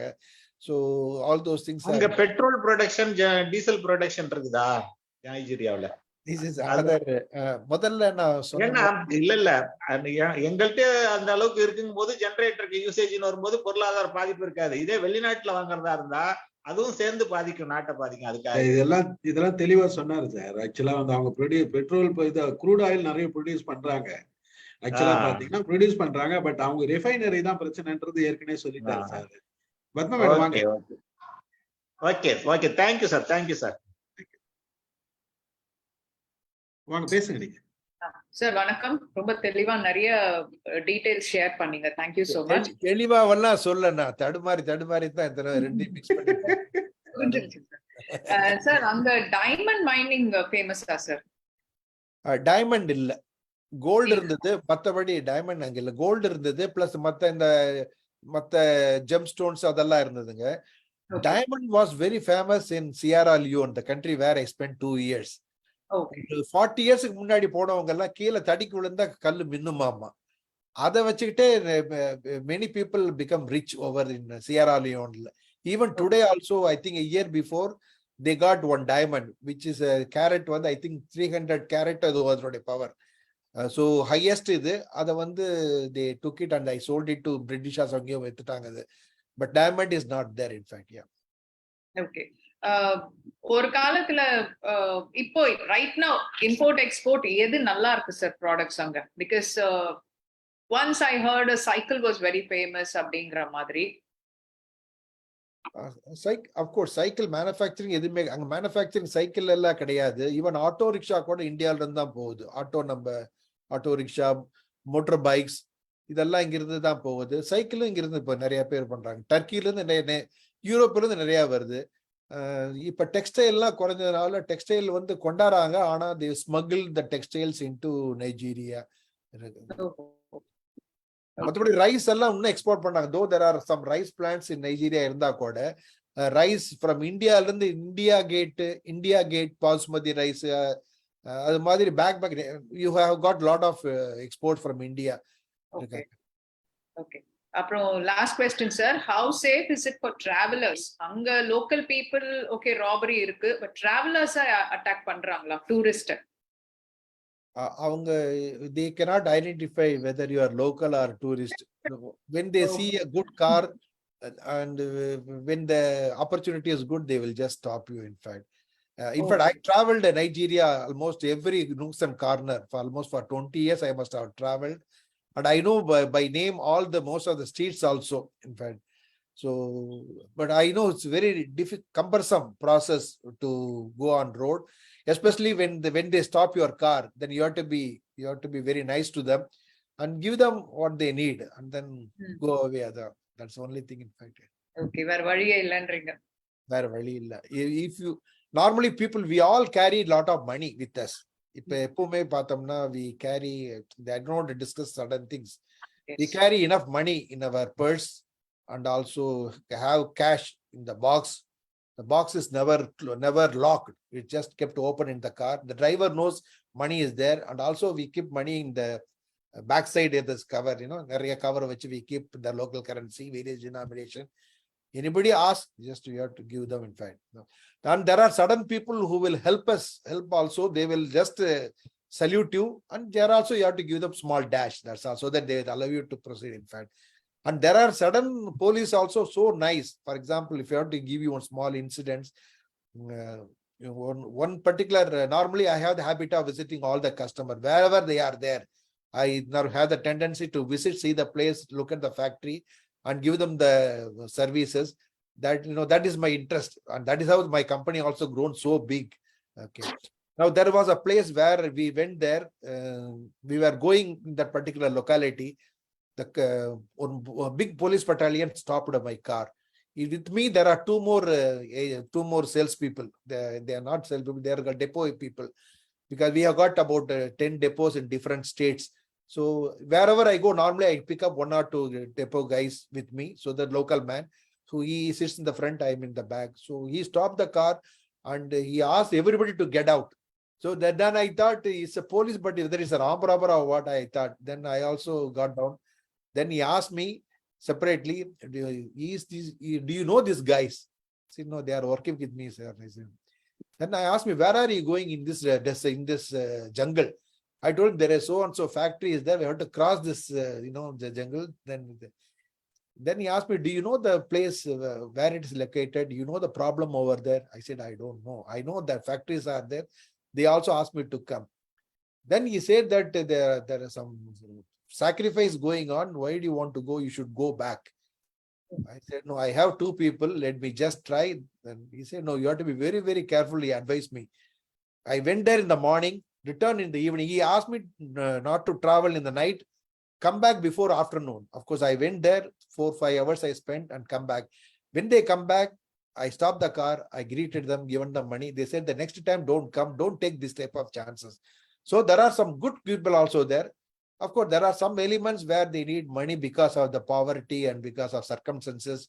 When they see a rich man spending money, when their children, they cannot do naturally, this is how, just like a movie we see, it's some that type of also there, in fact. Yeah. Thank you, sir. Thank you. வாங்க Prema madam பேசுங்க. வணக்கம் sir, ரொம்ப நல்லா இருந்தது. But for ஒரு 10 minutes எனக்கு ஒரு interruption இருந்தது. அது தவிர உங்களோட ஸ்பீச் அண்ட் உங்களோட பவர் பாயிண்ட் பார்த்தேன். இந்த socio economic problems, in fact geography, history of நைஜீரியாவையும் தெரிஞ்சுக்கிற அளவுக்கு ரொம்ப எக்ஸாஸ்டிவா சொன்னீங்க. இப்ப ஃபீட்பேக்ல ரேணு, பத்மா இவங்க எல்லாம் கேட்ட கேள்விகளுக்கு கொடுத்த பதில்ல எனக்கு பெருசா கேள்விகள் இல்லை. ஒரு கேள்வி நீங்க சொன்ன மாதிரி அந்த சோஷியோ எக்கனாமிக் பேக்ரவுண்ட் இல்லைன்னா அங்க கிரிமினாலிட்டி வருதுன்றது எல்லா கண்ட்ரிக்குமே அது காமனா தான் இருக்கும். அந்த கண்ட்ரில டெமோக்ரஸியும் அந்த அளவுக்கு ஃபைட் பண்ணி அவங்க பண்ற அளவுக்கு இருக்கும்போது லா என்ஃபோர்ஸ்மெண்ட் உங்களுக்கு மற்ற கண்ட்ரிஸ் மாதிரி அங்க என்ஃபோர்ஸ் பண்ண முடியலன்னும் போது அந்த கிரிமினாலிட்டியை ஹேண்டில் பண்றதுல பிரச்சனைகள் இருக்கு அப்படின்றத தெரிஞ்சுக்கிட்டோம். ஒரு கேள்வி எனக்கு இருக்கு. இப்போ நம்ம கல்யாணி அங்க ஸ்கூலே நல்லா இருக்கு அப்படின்னு சொல்லும் போது, இந்தியன் ஸ்கூல்ஸும் இருக்குன்னு சொல்லும் போது, ஸ்கூல் ஆரம்பிக்கிறதுக்கான காரணம் எதுவும் சொல்லி இருந்தாங்களா சார்? நான் மிஸ் பண்ணிட்டேன், அந்த 10 மினிட்ஸ் ஆப்சன்ஸ்லன்றதுனால கேட்கணும்னு நினைச்சேன். நம்ம ஜெனரல் ஸ்கூல் சொல்றீங்களா? இல்ல, கல்யாணி ஸ்கூல் நீங்க ஒரு ஸ்கூல் அங்க ஸ்டார்ட் பண்ணீங்க அப்படின்னு சொல்றதுக்கான, அது அவுட் ஆஃப் அவர் own interest she wants to occupy. Kalyani சொல்லிட்டோம். அப்படி இல்ல, அந்த இடத்துல நம்ம குழந்தைங்க நம்ம ஸ்கூல்ல படிக்கணும்ன்ற மாதிரி வெதர் இட் வாரண்டட்ன்றது தெரிஞ்சுக்கணும்னு நினைச்சேன். கல்யாணி சொல்லி வணக்கம் பிரேமாமா. இல்லப்பா, அது வந்து எப்படின்னாக்க நம்ம சிபிஎஸ்இ சிலபஸ் இருக்கு இல்லைங்களா, அங்க வந்து அப்பர் கேஜில ஜாயின் பண்றதுக்கு முன்னால அந்த ப்ரீ ஸ்கூல்னு சொல்லுவாங்கல்ல, அந்த ப்ரீ ஸ்கூல் தான் நான் ரன் பண்ணிட்டு இருந்தேன். அதுக்கு வந்து அந்த யூகேஜில ஜாயின் பண்றதுக்கு தே நீட் சம் இது லைக் ஏபிசிடி எல்லாம் எழுதின ஒரு என்ட்ரன்ஸ் மாதிரி இருந்தது. அந்த என்ட்ரன்ஸுக்கு ஐ வர் ப்ரிப்பேரிங் தீஸ் சில்ட்ரன். அது வந்து பாத்தீங்கன்னா சின்ன குழந்தைங்க அப்படிங்கிறதுனால அந்த இலுப்பேஜுக்கு எல்லாரும் போக முடியாது. எந்தெந்த நெய்பர்ஹுட்ல இருக்காங்களோ அந்தந்த நெய்பர்ஹுட்ல ஒரு ஸ்கூல் அங்கங்க இருந்தது. நான் இருந்த நெய்பர்ஹுட்ல என்னது மட்டும் இருந்ததுப்பா. தேங்க்யூமா. அது ஒரு ஏன்னா பிள்ளைங்க படிக்கிறதுக்கு நல்ல ஸ்கூல்ஸ் எல்லாம் இருக்கு அப்படின்னும் போது what made you start one school அப்படின்னு நினைச்சேன். You are just giving them அந்த ப்ரிப்பரேட்டரி ஸ்டேஜ் மாதிரி இருக்கிற ஒரு ஸ்கூல்ல வந்து பிள்ளைகளுக்கு you facilitated for the admission of the children in CBSE. ஆமா. ஓகேமா, thank that you. was our responsibility. நம்ம வந்து நம்ம ஸ்கூல்ல இருக்க எல்லா குழந்தைகளையும் we should get admitted to the ILS Indian Language School. Okay. அங்க லேடிஸ் அசோசியேஷன் இல்ல விமன் குரூப்ல நம்ம இந்தியன் விமன் அந்த மாதிரி எல்லாமே இருந்தது. எல்லாமே இருந்தது. IWA இந்தியன் விமன் அசோசியேஷன் எல்லாமே இருந்ததுப்பா. அவங்க ஒவ்வொரு ஸ்டேட்டுக்கும் அவங்க சங்கம் வச்சிருந்தாங்க. அது இல்லாம மொத்தமா இந்தியன் இதுவும் தனியாவும் இருந்தது. இந்தியன் ஃபாரம் எல்லாமே இருந்தது. ஓகேமா, thank you. Thank you sir. Thank you madam. Indian professional ஃபாரம்னு ஒரு ஃபாரம் இருந்ததாங்க. லைக் சொன்ன மாதிரி YWC மாதிரி நிறைய லேடிஸ் ஃபாரம்னு இருந்தது. அது இல்லாம ப்ரொஃபஷனல்ஸ்க்கு தனியா இந்தியன் ப்ரொஃபஷனல் ஃபாரம்னு வச்சிருந்தாங்க. அதுல வந்து இந்த மாதிரி மந்த்லி ஒன்ஸ் அல்லது ட்வைஸ் இன் a month வந்து இந்த மாதிரி மீட்டிங் எல்லாம் போடுவாங்க. அப்போ வந்து இந்த various speakers they used to come even from India also. நம்ம இன்ஃபோசிஸ் சேர்மன் 2 தடவை வந்தாரு. வந்து டெலிவரிங் ஸ்பீச். அது மாதிரி நிறைய பேர் வருவாங்க. அங்க இருக்கிற ரிசர்வ் பேங்க் ஆஃபீஸர் கவர்னரையும் கூப்பிட்டு ஸ்பீச் கொடுக்க சொல்லுவோம். அது மாதிரி பொலிட்டீஷியன் வந்து ஸ்பீச் கொடுப்பாங்க. So it was a very vibrant community தான் அது. அது இல்லாம எவ்ரி இயர் இந்த தீபாவளி அக்கேஷன் வர்றப்ப troops will come from India. அதுல வந்து சித்ரா, ஹரிஹரன் இவங்க ஏகப்பட்ட பேர் வந்தாங்க. வந்து எவ்ரி இயர் வந்தா ஒரு பெரிய மேலா மாதிரி நடக்கும். அதுல ஃபுல்லா மேலா இருக்கும் with full security forces. So அதெல்லாம் இருக்கும். So in that way it was good. ஆக்சுவலா பெருசா நெகட்டிவா தான் ஆப்பிரிக்கன் அப்படின்னா ரொம்ப நெகட்டிவா தான் எல்லாருக்கும் ஒரு மெசேஜ் மைண்ட்ல ஓடிட்டு இருந்திருக்கும். இப்ப உங்க ஸ்பீச்சுக்கு அப்புறம் அது ஈக்குவலி இல்ல, இன்னும் நல்ல விஷயங்களும் இந்த இடத்துல வந்து இருக்கு அப்படின்றத தெரிஞ்சுக்கிறதுக்கு ஒரு வாய்ப்பா இருந்தது. Thank you Stephen sir. Thank you. Thank you madam. Thank you. Ramesh பேசுறீங்களா? Honestly speaking, the place is good. Barring few incidents, Nigeria is a good country. Tourist place இப்ப நம்ம தமிழ்நாடுன்னா ஊட்டி போறோம், கொடைக்கானல் போறோம், அது மாதிரி டூரிஸ்ட் ஸ்பாட்ஸ் எல்லாம் இருக்கா சார்? ஃபியூ இருக்குது. ஆனா நாங்க ரொம்ப இது எடுக்கல. ஏன்னா அது வந்து எல்லாம் ரிமோட். எல்லாமே போனதை வந்து பீச்சுக்கு மட்டும் போவோம். சில இடத்துக்கு எல்லாம் போவாங்க. But I don't take chance. Risk இருக்கிறதுனால போக முடியாது. நான் போகிறது இல்ல. நிறைய பேர் போவாங்க. இங்க நிறைய இடம் இருக்குது ஆக்சுவலா. அது தேங்க்யூ சார். ரமேஷ் பேசுறீங்களா? இருக்கீங்களா? அமுதா மேடம் பேசுங்க. வணக்கம் சார். பேசுவா சார்? நான் பேசுறேன். பேசுங்க. வணக்கம் சார். வந்து ஒரு நைஜீரியாவுக்கு நாம் பயணம் செய்தது போன்ற ஒரு பயண அனுபவத்தை கொடுத்தாங்க. அதுதான் ஒரு பயண அனுபவம். நைஜீரியாவுக்கு நான் சென்றதில்லை. ஆனா இன்னைக்கு நைஜீரியாவே நான் சுற்றி பார்த்தது போன்ற ஒரு மன நிறைவு உங்களுடைய பேச்சில் இருந்தது சார். வந்து மேடம் முதலே உங்களை மிரட்டுனாங்க, ஆங்கிலத்தில் பேசுனா எல்லாம் நிறுத்திருங்கன்னு. ஓரளவுக்கு இங்க இருப்பவர்கள் எல்லாம் புரிந்து கொள்ளக்கூடியவர்கள் என்றால் அதனால பிரச்சனை இல்லை. ஏன்னா உங்களுக்கு எந்த மொழியில வந்து அந்த விடயத்தை சிறப்பா சொல்ல முடியும் அப்படிங்கிறது இருக்கு. அதை ரொம்ப அழகா சொன்னீங்க. வாழ்த்துக்கள். உண்மையிலே அந்த சில நைஜீரியான்னு அந்த காலத்துல நம்ம நினைக்கும் போதே ஒரு மாதிரி இருக்கும், பயமா இருக்கும். வந்து அங்கெல்லாம் முரடத்தனமா தென்னாப்பிரிக்கால உள்ளவங்க அப்படி இருப்பாங்க, அப்படியெல்லாம் தான் நமக்கு காட்டப்பட்டிருக்கிறது. நான் சின்ன பிள்ளையா இருக்கும்போது சொல்றேன். ஆனா இன்றைக்கு நம்முடைய இந்தியர்களே அங்க நிறைய போய் உங்களை போன்றவர்கள் எல்லாம் நிறைய அங்க போய் நைஜீரியாவே இன்றைக்கு வேற மாதிரியான ஒரு நாடாக மாற்றி இருக்கிறார்கள். அந்த வகையில நமக்கு மகிழ்ச்சியாக இருக்கிறது. நம்முடைய இந்தியர்களுடைய பங்கு உலகம் முழுவதும் எப்படியெல்லாம் உருமாற்றம் செய்திருக்கிறார்கள் என்பதை நினைக்கும் போது நல்ல மகிழ்ச்சியாக இருக்கிறது. இப்ப மேடம் கூட சொன்னாங்க, இப்ப வந்து அந்த கோவில் இருக்கு, இந்த கோவில் இருக்குன்னு நிறைய கல்யாணி சொன்னாங்க. உண்மையிலே போய் தங்களுடைய இருப்பிடமாக அதை மாற்றி அதை ஒரு வழிபாட்டு எல்லாம் அதே மாதிரி நிறைய அங்க வந்து கிறிஸ்தவ சமயம் நிறைய இதா இருக்கும். எல்லாமே வந்து ஒரு கலந்து அங்க இருப்பாங்க. நைஜீரியால முன்னாலே என்னுடைய உறவினர் ஒருவர் இருந்தார், கொஞ்ச நாள் இருந்தாரு. அப்ப அவருக்கு சொல்வாரு, நல்ல அழகான இடம் என்று சொல்வார். அது இன்றைக்கு நீங்கள் சொன்னதன் மூலமாக எனக்கு புலனானது. ஐயா ரொம்ப நன்றி உங்களுக்கு. வாழ்த்துக்கள். இதை ஏற்பாடு செய்த ஸ்ரீவன் சாருக்கு எனக்கு நன்றி சொல்லி விடைபெறுகிறேன். நன்றி, வணக்கம். நன்றி நன்றி மேடம். ரமேஷ் பேசுங்க. சார்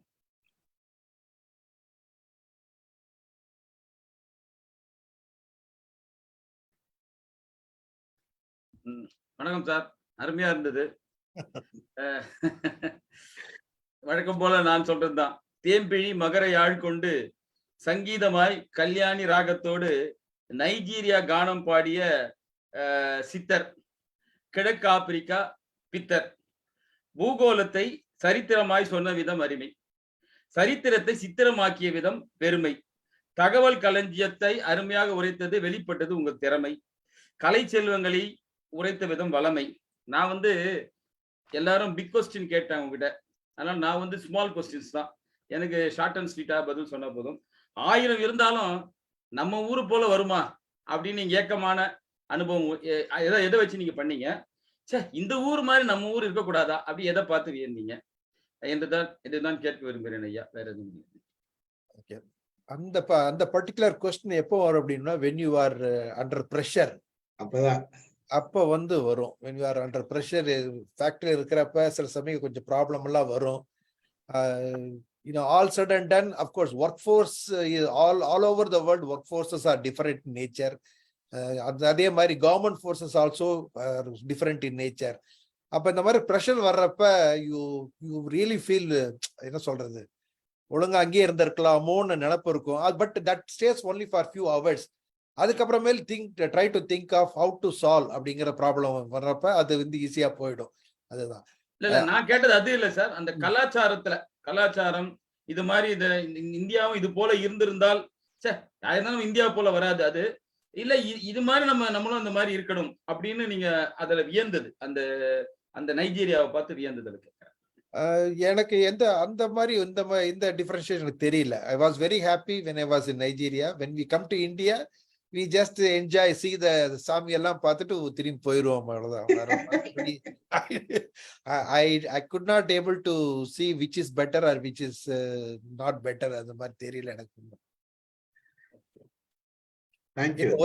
ஒரே அட்வான்டேஜ், இந்தியா வந்தா you can see all your relatives. அங்க ரிலேட்டிவ்ஸ் இருக்க மாட்டாங்க, ஃப்ரெண்ட்ஸ் இருப்பாங்க. that is the difference. அவ்வளவுதான். But I was more comfortable with the friends rather than relatives. நீங்க சொல்லிட்டீங்க, பெரும்பாலும் வெளியில சொல்லாதவங்க தான் பார்த்துக்கோங்க. இப்ப மட்டும் ரெக்கார்டிங் இல்லைங்களா? அதெல்லாம் ஒண்ணும் தப்பு இல்ல. அமுதா மேடம் பேசுறீங்களா? வாங்க அமுதா மேடம், வாங்க. வணக்கம். வணக்கம். வணக்கம். ரொம்ப அழகா சொன்னாங்க. ஒரு தடவையும் அவங்க பேச்சு ரொம்ப அசத்தலாதான் இருக்குது. நான் கூட நைஜீரியா அப்படின்னு சொன்னாலே ஒரு பயம். ஆனா இப்ப இவங்க என்ன பண்ணணும்னா, அந்த கவர்மெண்ட் உலக அளவுல ஒரு பயம் இருக்கிறத இவங்க மாத்திருக்காங்க. இவங்களுக்கு ஒரு விருது கொடுக்கலாம்னு நான் நினைக்கிறேன், அந்த கவர்மெண்ட் கூப்பிட்டு. ஏன்னா அவ்வளவு பயம் இல்ல, பயந்துட்டு இருந்தோம். எல்லாத்துலயுமே ஒரு குறை கண்டுபிடிக்கக்கூடிய ஒரு இடத்துல எல்லாத்துலயும் இருக்கிற நிறைவை கொண்டு வச்சுட்டு குறை அங்கங்க இருக்குமாமே அப்படின்னு கேட்ட போது, ஆமா கொஞ்சம் அங்கங்க ஒன்னும் பயம் இல்ல அப்படின்னு அதை சொல்லி அதை ஒரு அழகுபடுத்தி கொடுத்தது ரொம்ப சிறப்புங்க. அதனால நம்ம ஸ்ரீதரன் சார் இருக்காரே, ரொம்ப பிரமாதமா பேச்சாற்றல்ல வல்லவரா இருக்காரு. நம்ம கல்யாணி அம்மா கூட மனைவி அமைவதெல்லாம் இறைவன் கொடுத்த வரம் இல்லைங்களா? உங்களோட வரமே அவங்களா வந்திருக்காங்க. அப்புறம் என்ன உங்களுக்கு குறைச்சல்? 23 வருஷம் உங்களுக்கு அவங்க எத்தனை உறவுகளா கூட இருந்திருந்தாங்கன்னா நீங்க உறவுகளையே நினைக்காம அங்க இருந்திருப்பீங்க. உண்மைதான் அது. அப்ப அது எவ்வளவு பெரிய ஒரு விஷயம் அது. அதனால சிவபெருமான் பாதிதான் கொடுத்தாரு, இவங்க உங்களை முக்காவாசி எடுத்துக்கிட்டு இருப்பாங்கன்னு நான் நினைக்கிறேன். அதனால ரொம்ப சிறப்பா இருந்தது. 2 பேருமே ரொம்ப அழகா சொன்னீங்க. என்னோட ஃப்ரெண்டோட வீட்டுல ஒரு தடவை நைஜீரியா போயிருக்காங்க. அங்க போய் என்னமோ பர்ஸ் எல்லாம் திருடிட்டாங்க, பயந்துகிட்டு இவங்க போய் எங்கேயோ ஒளிஞ்சிட்டாங்க அப்படிங்கறத பத்தி எல்லாம் ரொம்ப சொல்லியிருக்காங்க. வாட்ச பிடுங்கிட்டாங்க, பர்ஸ் எல்லாம் பிடுங்கிட்டாங்க, பாஸ்போர்ட்டையும் பிடுங்கிட்டாங்க, ரொம்ப கஷ்டப்பட்டு வந்தாங்க அப்படின்னு கேட்கும்போது நைஜீரியாவா அப்படின்னு சொன்ன உடனே பயமாதான் இருந்தது. எங்க வீட்டுல அவங்க கூட அதான் சொன்னாங்க, ஐயோ நைஜீரியாவா ரொம்ப கஷ்டமான ஒரு இடமாச்சே, எல்லாரும் அப்படித்தானே சொல்லுவாங்க. இப்ப அவங்களும் உங்க பேச்ச கேட்டுட்டு ஓ நைஜீரியாவுல இவ்வளவு நல்ல விஷயங்களும் இருக்குதே, அது இவ்வளவு நாள் நமக்கு தெரியாம இருந்ததே அப்படின்னு சொன்னாங்க. ஆனா பார்க்கும்போது ரொம்ப நல்லா இருக்குது, கேட்கறதுக்கும் ரொம்ப சிறப்பா இருந்ததுங்க. நிறைய சந்தேகங்கள் இதனால தெளிவடைஞ்சது. ரொம்ப நன்றி, ரொம்ப சிறப்பா பேசுனீங்க. உங்களோட பேச்சு கேட்கறதுக்கு எனக்கு இது ஒரு பெரிய கடவுள் கொடுத்த வாய்ப்பா நான் நினைக்கிறேன். ஆமா, ரொம்ப நன்றி, ரொம்ப நன்றி. நம்ம ஸ்டீபன் சாருக்கும் ரொம்ப நன்றி. அவரு தமிழே தமிழ். நம்ம ஸ்டீபன் சார் பேசும்போது இயல்பா அப்படியே என்னமோ நம்ம சொந்தக்காரவங்க பேசுற மாதிரி பேசுவாரு. அவரு ஒரு அந்நிய மனுஷால் மாதிரி ஒரு உணர்வே நம்ம ஸ்டீபன் சார் பேசும்போது ஏற்படவே ஏற்படாது. அவ்வளவு அழகா பேசுவாரு. நான் மையத்தமிழ் அதுல கூட நம்ம சார் ஸ்டீபன் சாரோட பேச்செல்லாம் கேட்டிருக்கேங்க. ரொம்ப சிறப்பா அவரை எப்ப பேசும்போதும் அவர் குரலை மாத்திரம் நான் கேட்கும்போது ஏதோ நமக்கு ரொம்ப தெரிஞ்சவங்க, நம்ம வீட்டிலேயே இருக்கிற ஒரு நபர் அப்படிதான் தோணும்.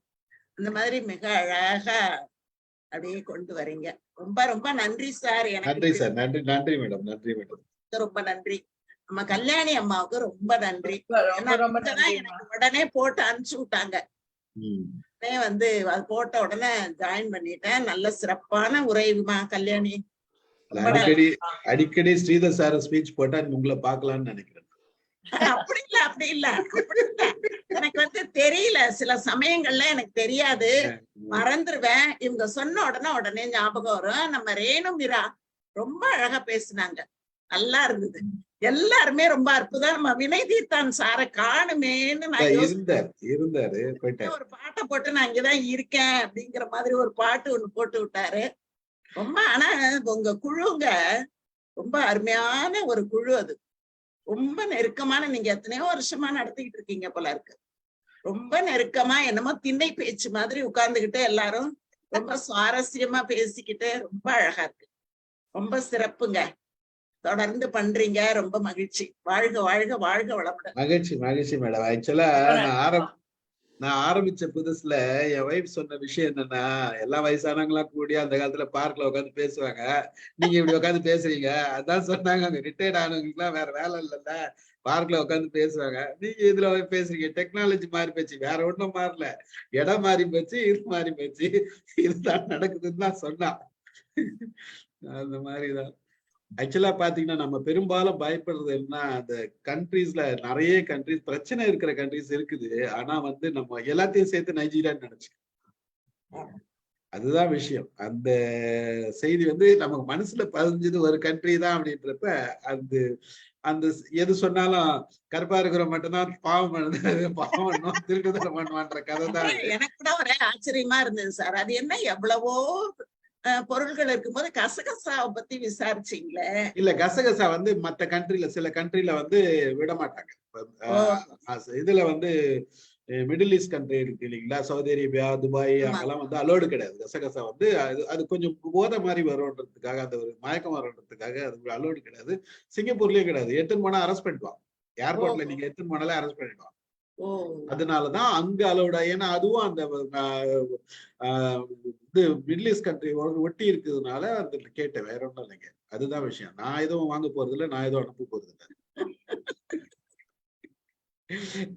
மகிழ்ச்சி. யார் பேசுறது? சிவகனி, மாலதி, ரஃபாய் பாய். நான் பேசுறேன். வணக்கம். வணக்கம் சார், அனைவருக்கும் வணக்கம் சார். நல்லா இருந்ததுங்க சார் செஷன். எல்லாரும் சொல்லிட்டாங்க. ஆனா வந்து நான் வந்து கேட்கணும்னு நினைச்சது அங்க வெதர் எப்படி இருக்கும் அப்படின்னு கேட்கணும்னு நினைச்சேன். ஆனா அதுக்குள்ள அவர் வந்து அந்த ஜெனரேட்டர் பத்தி கேட்கும் போதே நீங்க அதுல ஓரளவுக்கு சொல்லிட்டீங்க. இன்னும் கொஞ்சம் கிளியரா சொல்லிடுங்க சார், வெதர் எப்படி இருக்குதுன்னு. வெதர் வந்து ஜனவரி, நவம்பர், டிசம்பர்ல இருந்து நல்லா கூலா இருக்கும். நவம்பர், டிசம்பர், ஜனவரி, பிப்ரவரி, மார்ச் இந்த 4-5 months கூலா இருக்கும். ஏப்ரல்ல இருந்து லைட்டா சம்மர் ஆரம்பிக்கும். மே, ஜூன், ஏப்ரல், மே, ஜூன் வந்து மேக்சிமம் டெம்பரேச்சர் இருக்கும். அது நார்தர்ன் பார்ட் ஆஃப் நைஜீரியா போனீங்கன்னா 45-46 இருக்கும். லேகோஸ்ல வந்து 37-38 டச் ஆயிடும். என்ன ப்ராப்ளம்னா அந்த ஹாட் வேவ் அங்க வரும். அங்க இத்தனைக்கும் சுத்தி வர அந்த லேகோஸ்ல சுத்தி வர கடல் இருந்தாலுமே ஒரு ஹீட் வேவ் ஒண்ணு வரும். அது கொஞ்சம் ரொம்ப இதா இருக்கும். நார்த்ல வந்து டெசர்ட், பின்ன நார்த் வந்து சகாரா வந்து நார்த் பார்டர் இருந்து ஆரம்பிச்சிருது. அதனால அங்க வந்து போனோம்னா கார்ல ஏசி போட்டாலும் உட்கார முடியாது. ரொம்ப ரொம்ப கஷ்டம். ஃபேக்டரி விசிட்டும் சரி எல்லாரும் சரி, அங்க இருக்கிறவங்களும் கஷ்டம். அப்கோர்ஸ் அவங்க அங்க இருக்கிறவங்க எல்லாம் பழகி போயிட்டாங்க. எல்லாமே நம்ம எப்படி திக்கா உடம்பு மாறின மாதிரி மாறிடுச்சு. அப்ப ஜூலைல இருந்து கொஞ்சம் மழை லைட்டா ஆரம்பிக்கும். ஜூலை இருந்து ஆரம்பிக்கும். ஆகஸ்ட், செப்டம்பர், அக்டோபர், நவம்பர் வந்து ஹெவி ரெயின். ஹெவி ரெயின்னா ஹெவி ரெயின் நீங்க சொல்லவே முடியாது. மணிக்கணக்கில் தான் நாங்கள் டிராஃபிக்ல மாடி நிற்கணும். ஏன்னா ஒன்ஸ் ரெயின் ஆரம்பிச்சிருச்சுன்னா, ரெயின் வந்ததுன்னா நோ சிஸ்டம் இஸ் ஃபாலோடு. அது ஏன்னா அவ்வளவு கூட்டமா இருக்கும். Car number of cars were too many. அங்க எல்லாமே கார் யூஸ் பண்ணிட்டு இருப்பாங்க. ஸோ அதனால நேச்சுரலி ப்ராப்ளம்ஸ் இருக்குன்னு வச்சுங்களேன். அதான் நம்ம தமிழ்நாடு இருக்கிற மாதிரி தான் சார், அதே மாதிரி தான் இருக்கு வெதர். ஆக்சுவலி நீங்க சொல்றதை பார்த்தா அப்படிதான் இருக்கு ஆக்சுவலி. இருக்கலாம். ஆமா. Thank you sir, thank you very much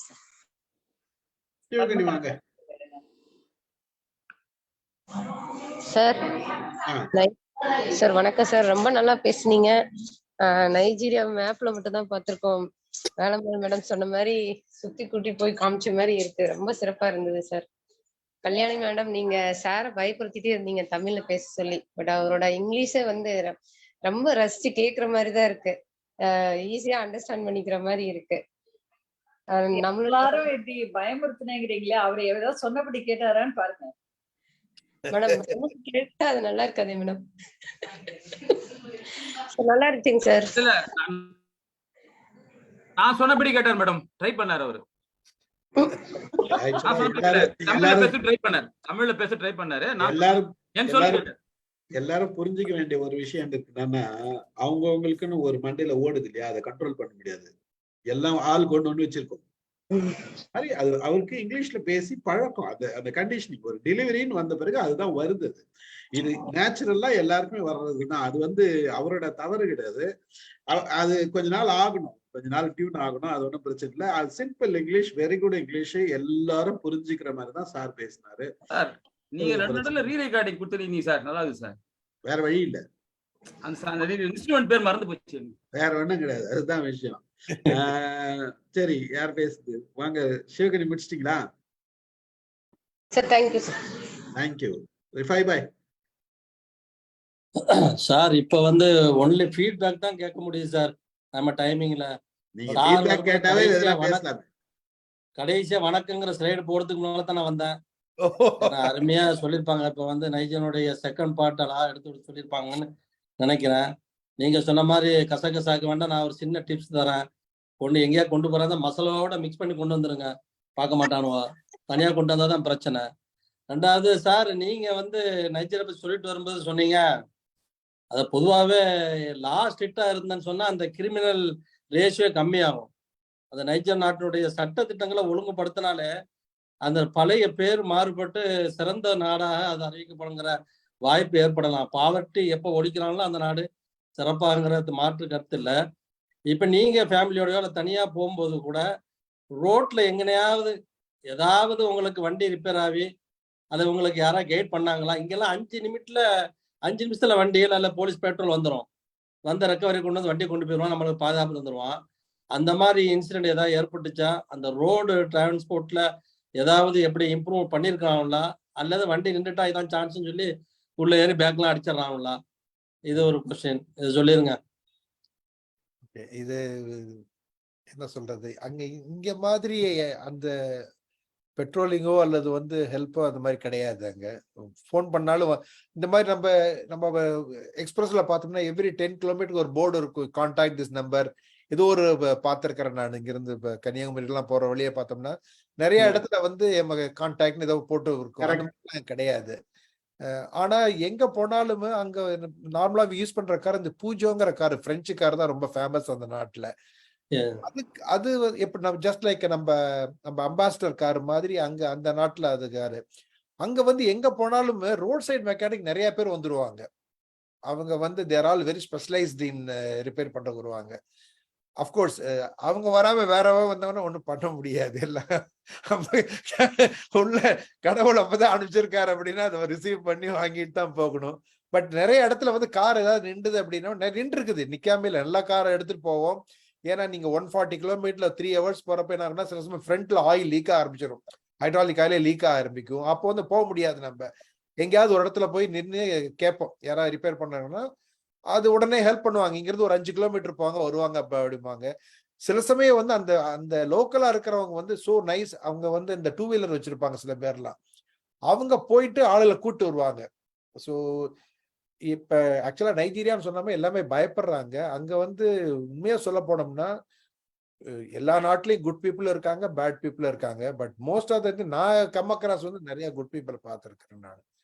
bad people வந்தாலும் நம்ம கிரீட் பண்ணோம்னா அவங்க கிரீட் பண்ணிட்டு போயிடுறாங்க, அவ்வளவுதான். மற்றபடி இது எதுவுமே இல்லை. கர்டசியஸ் பீப்புள் நிறைய பேர் இருக்காங்க. அது இன்னொரு பாயிண்ட் சொன்னேன், குழந்தைகளை யாரும் தொந்தரவு பண்ண மாட்டாங்க. they give so much respect to children and also the ladies. அதெல்லாம் தானே முக்கியமான பாயிண்ட். இப்ப நியூயார்க் ஸ்ட்ரீட்ல அண்டர் கிரவுண்ட் போனீங்கன்னா என்னென்னமோ பேசிக்கிறாங்க இல்லைங்களா, டனல்ல நைட்டு போகவே முடியாது, போனா பினிஷ்.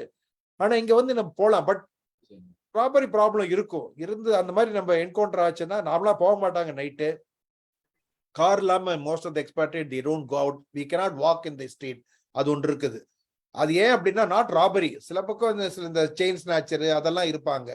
ஸோ அது இருக்கிறதுனால வந்து most of the people normally they go by car invariably within the locality. இப்போ வந்து நம்ம ஒரு கம்யூனிட்டிலேயே இருக்கிறீங்க அப்படின்னா அங்கே நடந்து போகலாம், நோ ப்ராப்ளம். அங்கே ஸ்ட்ரீட்டுக்கெல்லாம் போகலாம், எல்லாருக்கும் தெரியும் இவர் இங்கே தான் தங்கியிருக்காங்க, பார்த்துக்குவாங்க, அதெல்லாம் இருக்குது. ஸோ இது இருக்குது. இன்னொரு கேள்வி என்ன கேட்டீங்க? அதான் அந்த சட்டங்கள்ல சரியாக்கப்பட்டா அங்க வந்து கிரிமினல் ரேஷியோ குறையும். அது உண்மைதான். சட்டங்களை ஆனா இப்ப எல்லா நாட்டிலயும் நம்ம வெளியே போறோம், கார் எடுத்துட்டு போறோம்னா ஒரு நமக்குன்னு ஒரு சுதந்திரம் இருக்கும், ஒரு அபாயம் ஏற்படாங்கிற சூழ்நிலை இன்னும் நைஜீரியால நம்ம அதை அதை உள்ள வச்சுதான் வெளியே போகணும். கிட்ட இருந்தாலுமா தூரம் இருந்தாலுமா உங்களோட பேச்சுகளை பார்க்கும்போது. பட் நீங்க வந்து பிறந்த வீடு இந்தியா இருந்தாலும் புகுந்த வீடு நைஜீரியா விட்டு கொடுக்க மாட்டேங்கிறீங்க. Really salute to you. ஆனா 30 வருஷம் அந்த நாட்டுல நீங்க இருந்து இவ்வளவு தூரம் மேடத்தெல்லாம் வச்சு நீங்க இது பண்ணது வந்து ரியலி ஏற்கனவே அப்ரிசியேட் பண்ணியிருக்கேன். அதனால உங்களுக்கு அந்த என்ன இருந்தாலும் உள்ளுக்குள்ள பயம் இருந்துட்டு தான் இருக்கும் வெளியே போகும்போதெல்லாம். எங்களுக்கும் அங்கே கிடையாது. இங்க எந்த பிரச்சனையும் இல்லைங்கிற தைரியம், ஃபேமிலி தனியா விட்டுட்டு போகலாம். அதே மாதிரி எங்க தூரமா போனாலும் எங்க போனாலும் நமக்கு சேஃப்டி இருக்கு. அது மாதிரி இந்த கண்ட்ரியை கொண்டு வரணும். புவர் கண்ட்ரியா இருக்கிறதுனால தே ஆர் ஸ்டில் டெவலப்பிங். அதனால அப்படி இருக்குன்னு நினைக்கிறேன். ரொம்ப நன்றி சார். உங்களுடைய மற்ற ஸ்லைட்ஸ் எல்லாம் பார்த்துட்டு I will give opinion and comment, sir. Thank you so much. Thank you, Stephen sir. இப்போ நேற்று தான் டைம் கிடைச்சது. அது ஜிம் கார்பெட்டை பாதி பார்த்தேன், இன்னும் பார்க்கணும். ரேணு மீரா மேடத்துல கதையை இன்னும் பார்க்கல, டைம் கிடைக்கல சார், கொஞ்சம் busy. I am waiting. Okay okay, thank you. Rajinikanth சொல்ற மாதிரி அவங்க சொல்றாங்க I am waiting அப்படின்ட்டு. விஜய் சொன்னாரு சார். விஜய் எல்லாரும் வந்து முடிச்சிட்டாங்க. சோ கடைசியில வந்து நான் கொஞ்சம் ஓன் பண்ணிட்டு வாய்ப்பு எடுத்துக்கிறேன் ஸ்டீஃபன் சார். 1 minute. இது இயர்ஸா வந்து நான் MOMல இருக்கேன். ஸ்டீஃபன் சார் தெரியும், நான் இங்க ஆல்மோஸ்ட் நிறைய செஷன் பார்த்திருக்கேன் சார். இன்னைக்குதான் very first time the whole session எங்க ஹஸ்பண்ட் ஃபுல்லா கேட்டார். இது வந்து எனக்கு கல்யாணி வந்து எப்பவுமே ஒரு நாள் வரும் ரேணு, ஒரு நாள் வரும் ரேணு நாங்க. கல்யாணி அந்த நாள் வந்துருச்சு. இன்னைக்கு அது ஏன் கேட்டாருன்னு அவருக்கும் தெரியாது. ஏன்னா எனக்கு வேற இடம் இல்ல. அங்க அவன் என் பெரிய பையன் உட்காந்துருக்கான், இங்க சின்ன பையன் உட்காந்துருக்கான். இவரும் வந்து யூஸ்வலா இவரும் சிஸ்டம்ல உட்காருவாரு. ராத்திரி 6:30 மணிக்கு மேல உட்காந்துருவாரு. இன்னைக்கு என்னமோ சும்மா உட்காந்துட்டு இருந்தாரு. நான் போய் இந்த லேப்டாப் இந்த ஹால்ல வச்சு உட்காந்தேன். ஃபுல்லா கேட்டாரு அவரோட பிபிடி. அப்புறம் என்ன பண்ணாரு, கொஞ்சம் பாவமா இருந்தது சரின்ட்டு நான் வந்து இதுல போயிட்டு ஆஃப் ஸ்கிரீன் போயிட்டு அவரை இந்த இடத்துல உட்கார வச்சுட்டேன். ஃபுல்லா நீங்க போட்ட ஸ்லைட்ல இருந்து எல்லாமே கிளீனா எல்லாம் பார்த்தாரு. நான் கேட்ட 2வது கேள்வி அந்த ஜாப் ஆப்பர்ச்சுனிட்டி பத்தி அவரு தான் என்கிட்ட கேட்டாரு. அது நானும் கேட்கல. தரிசனம் கிடைக்காதா? கிடைக்கவே கிடைக்காது. அவர் இப்ப நான் சொல்றேன் பேசுறீங்களா ரூம்ல போய் கதை சந்திக்கிட்டாரு. சோ நான் Kalyani still I am waiting. Like அதுவும் ஒரு நாள் வரும்னு நான் வெயிட் பண்றேன். சோ நான் சொன்ன ஸ்ரீதர் சார் பத்தி எனக்கு என்னெல்லாம் தெரியுமோ நான் சொன்னேன். ஃபுல்லா கேட்டாரு.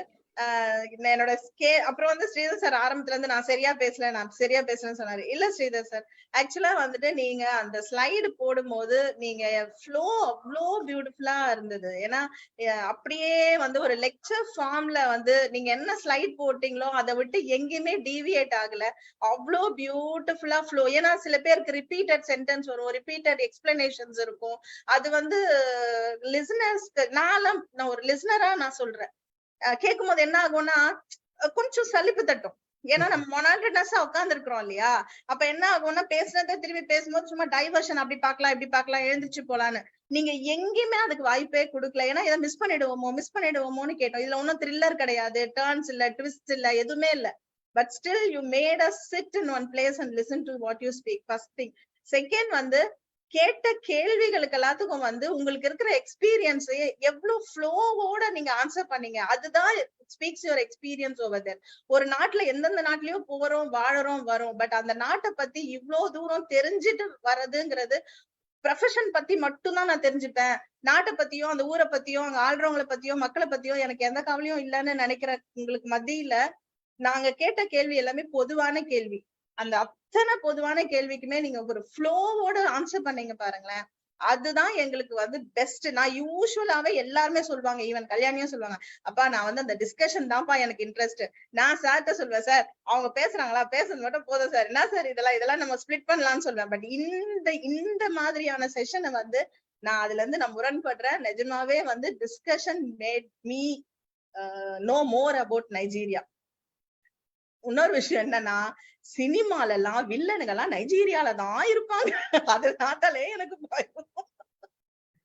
அப்புறம் பொம்பளைங்களை எல்லாம் கடத்தின்னு போறதெல்லாம் நைஜீரியால தான் கடத்திட்டு போவாங்க. அதனால எனக்கு நைஜீரியா எனக்கு பயம். எனக்கு வந்து துபாய் அந்த மாதிரி அரேபிக் கண்ட்ரிஸ் தான் ரொம்ப பிடிக்கும். ஏன்னா அங்கதான் வந்து இப்ப லேடிஸ்க்கு எல்லாம் ரொம்ப பாதுகாப்பு. நைஜீரியால எல்லாம் வந்து லேடிஸ் எல்லாத்தையும் வந்து கடத்தின்னு போய் வச்சுப்பாங்க, வித்துடுவாங்க. இப்படியே கேட்டு கேட்டு பழகிட்டு இன்னைக்கு கேட்கும் போது ரொம்ப டிஃப்ரெண்டா இருந்தது, ரொம்ப சந்தோஷமா இருந்தது. பரவாயில்ல, நைஜீரியா நல்ல ஊருன்னு.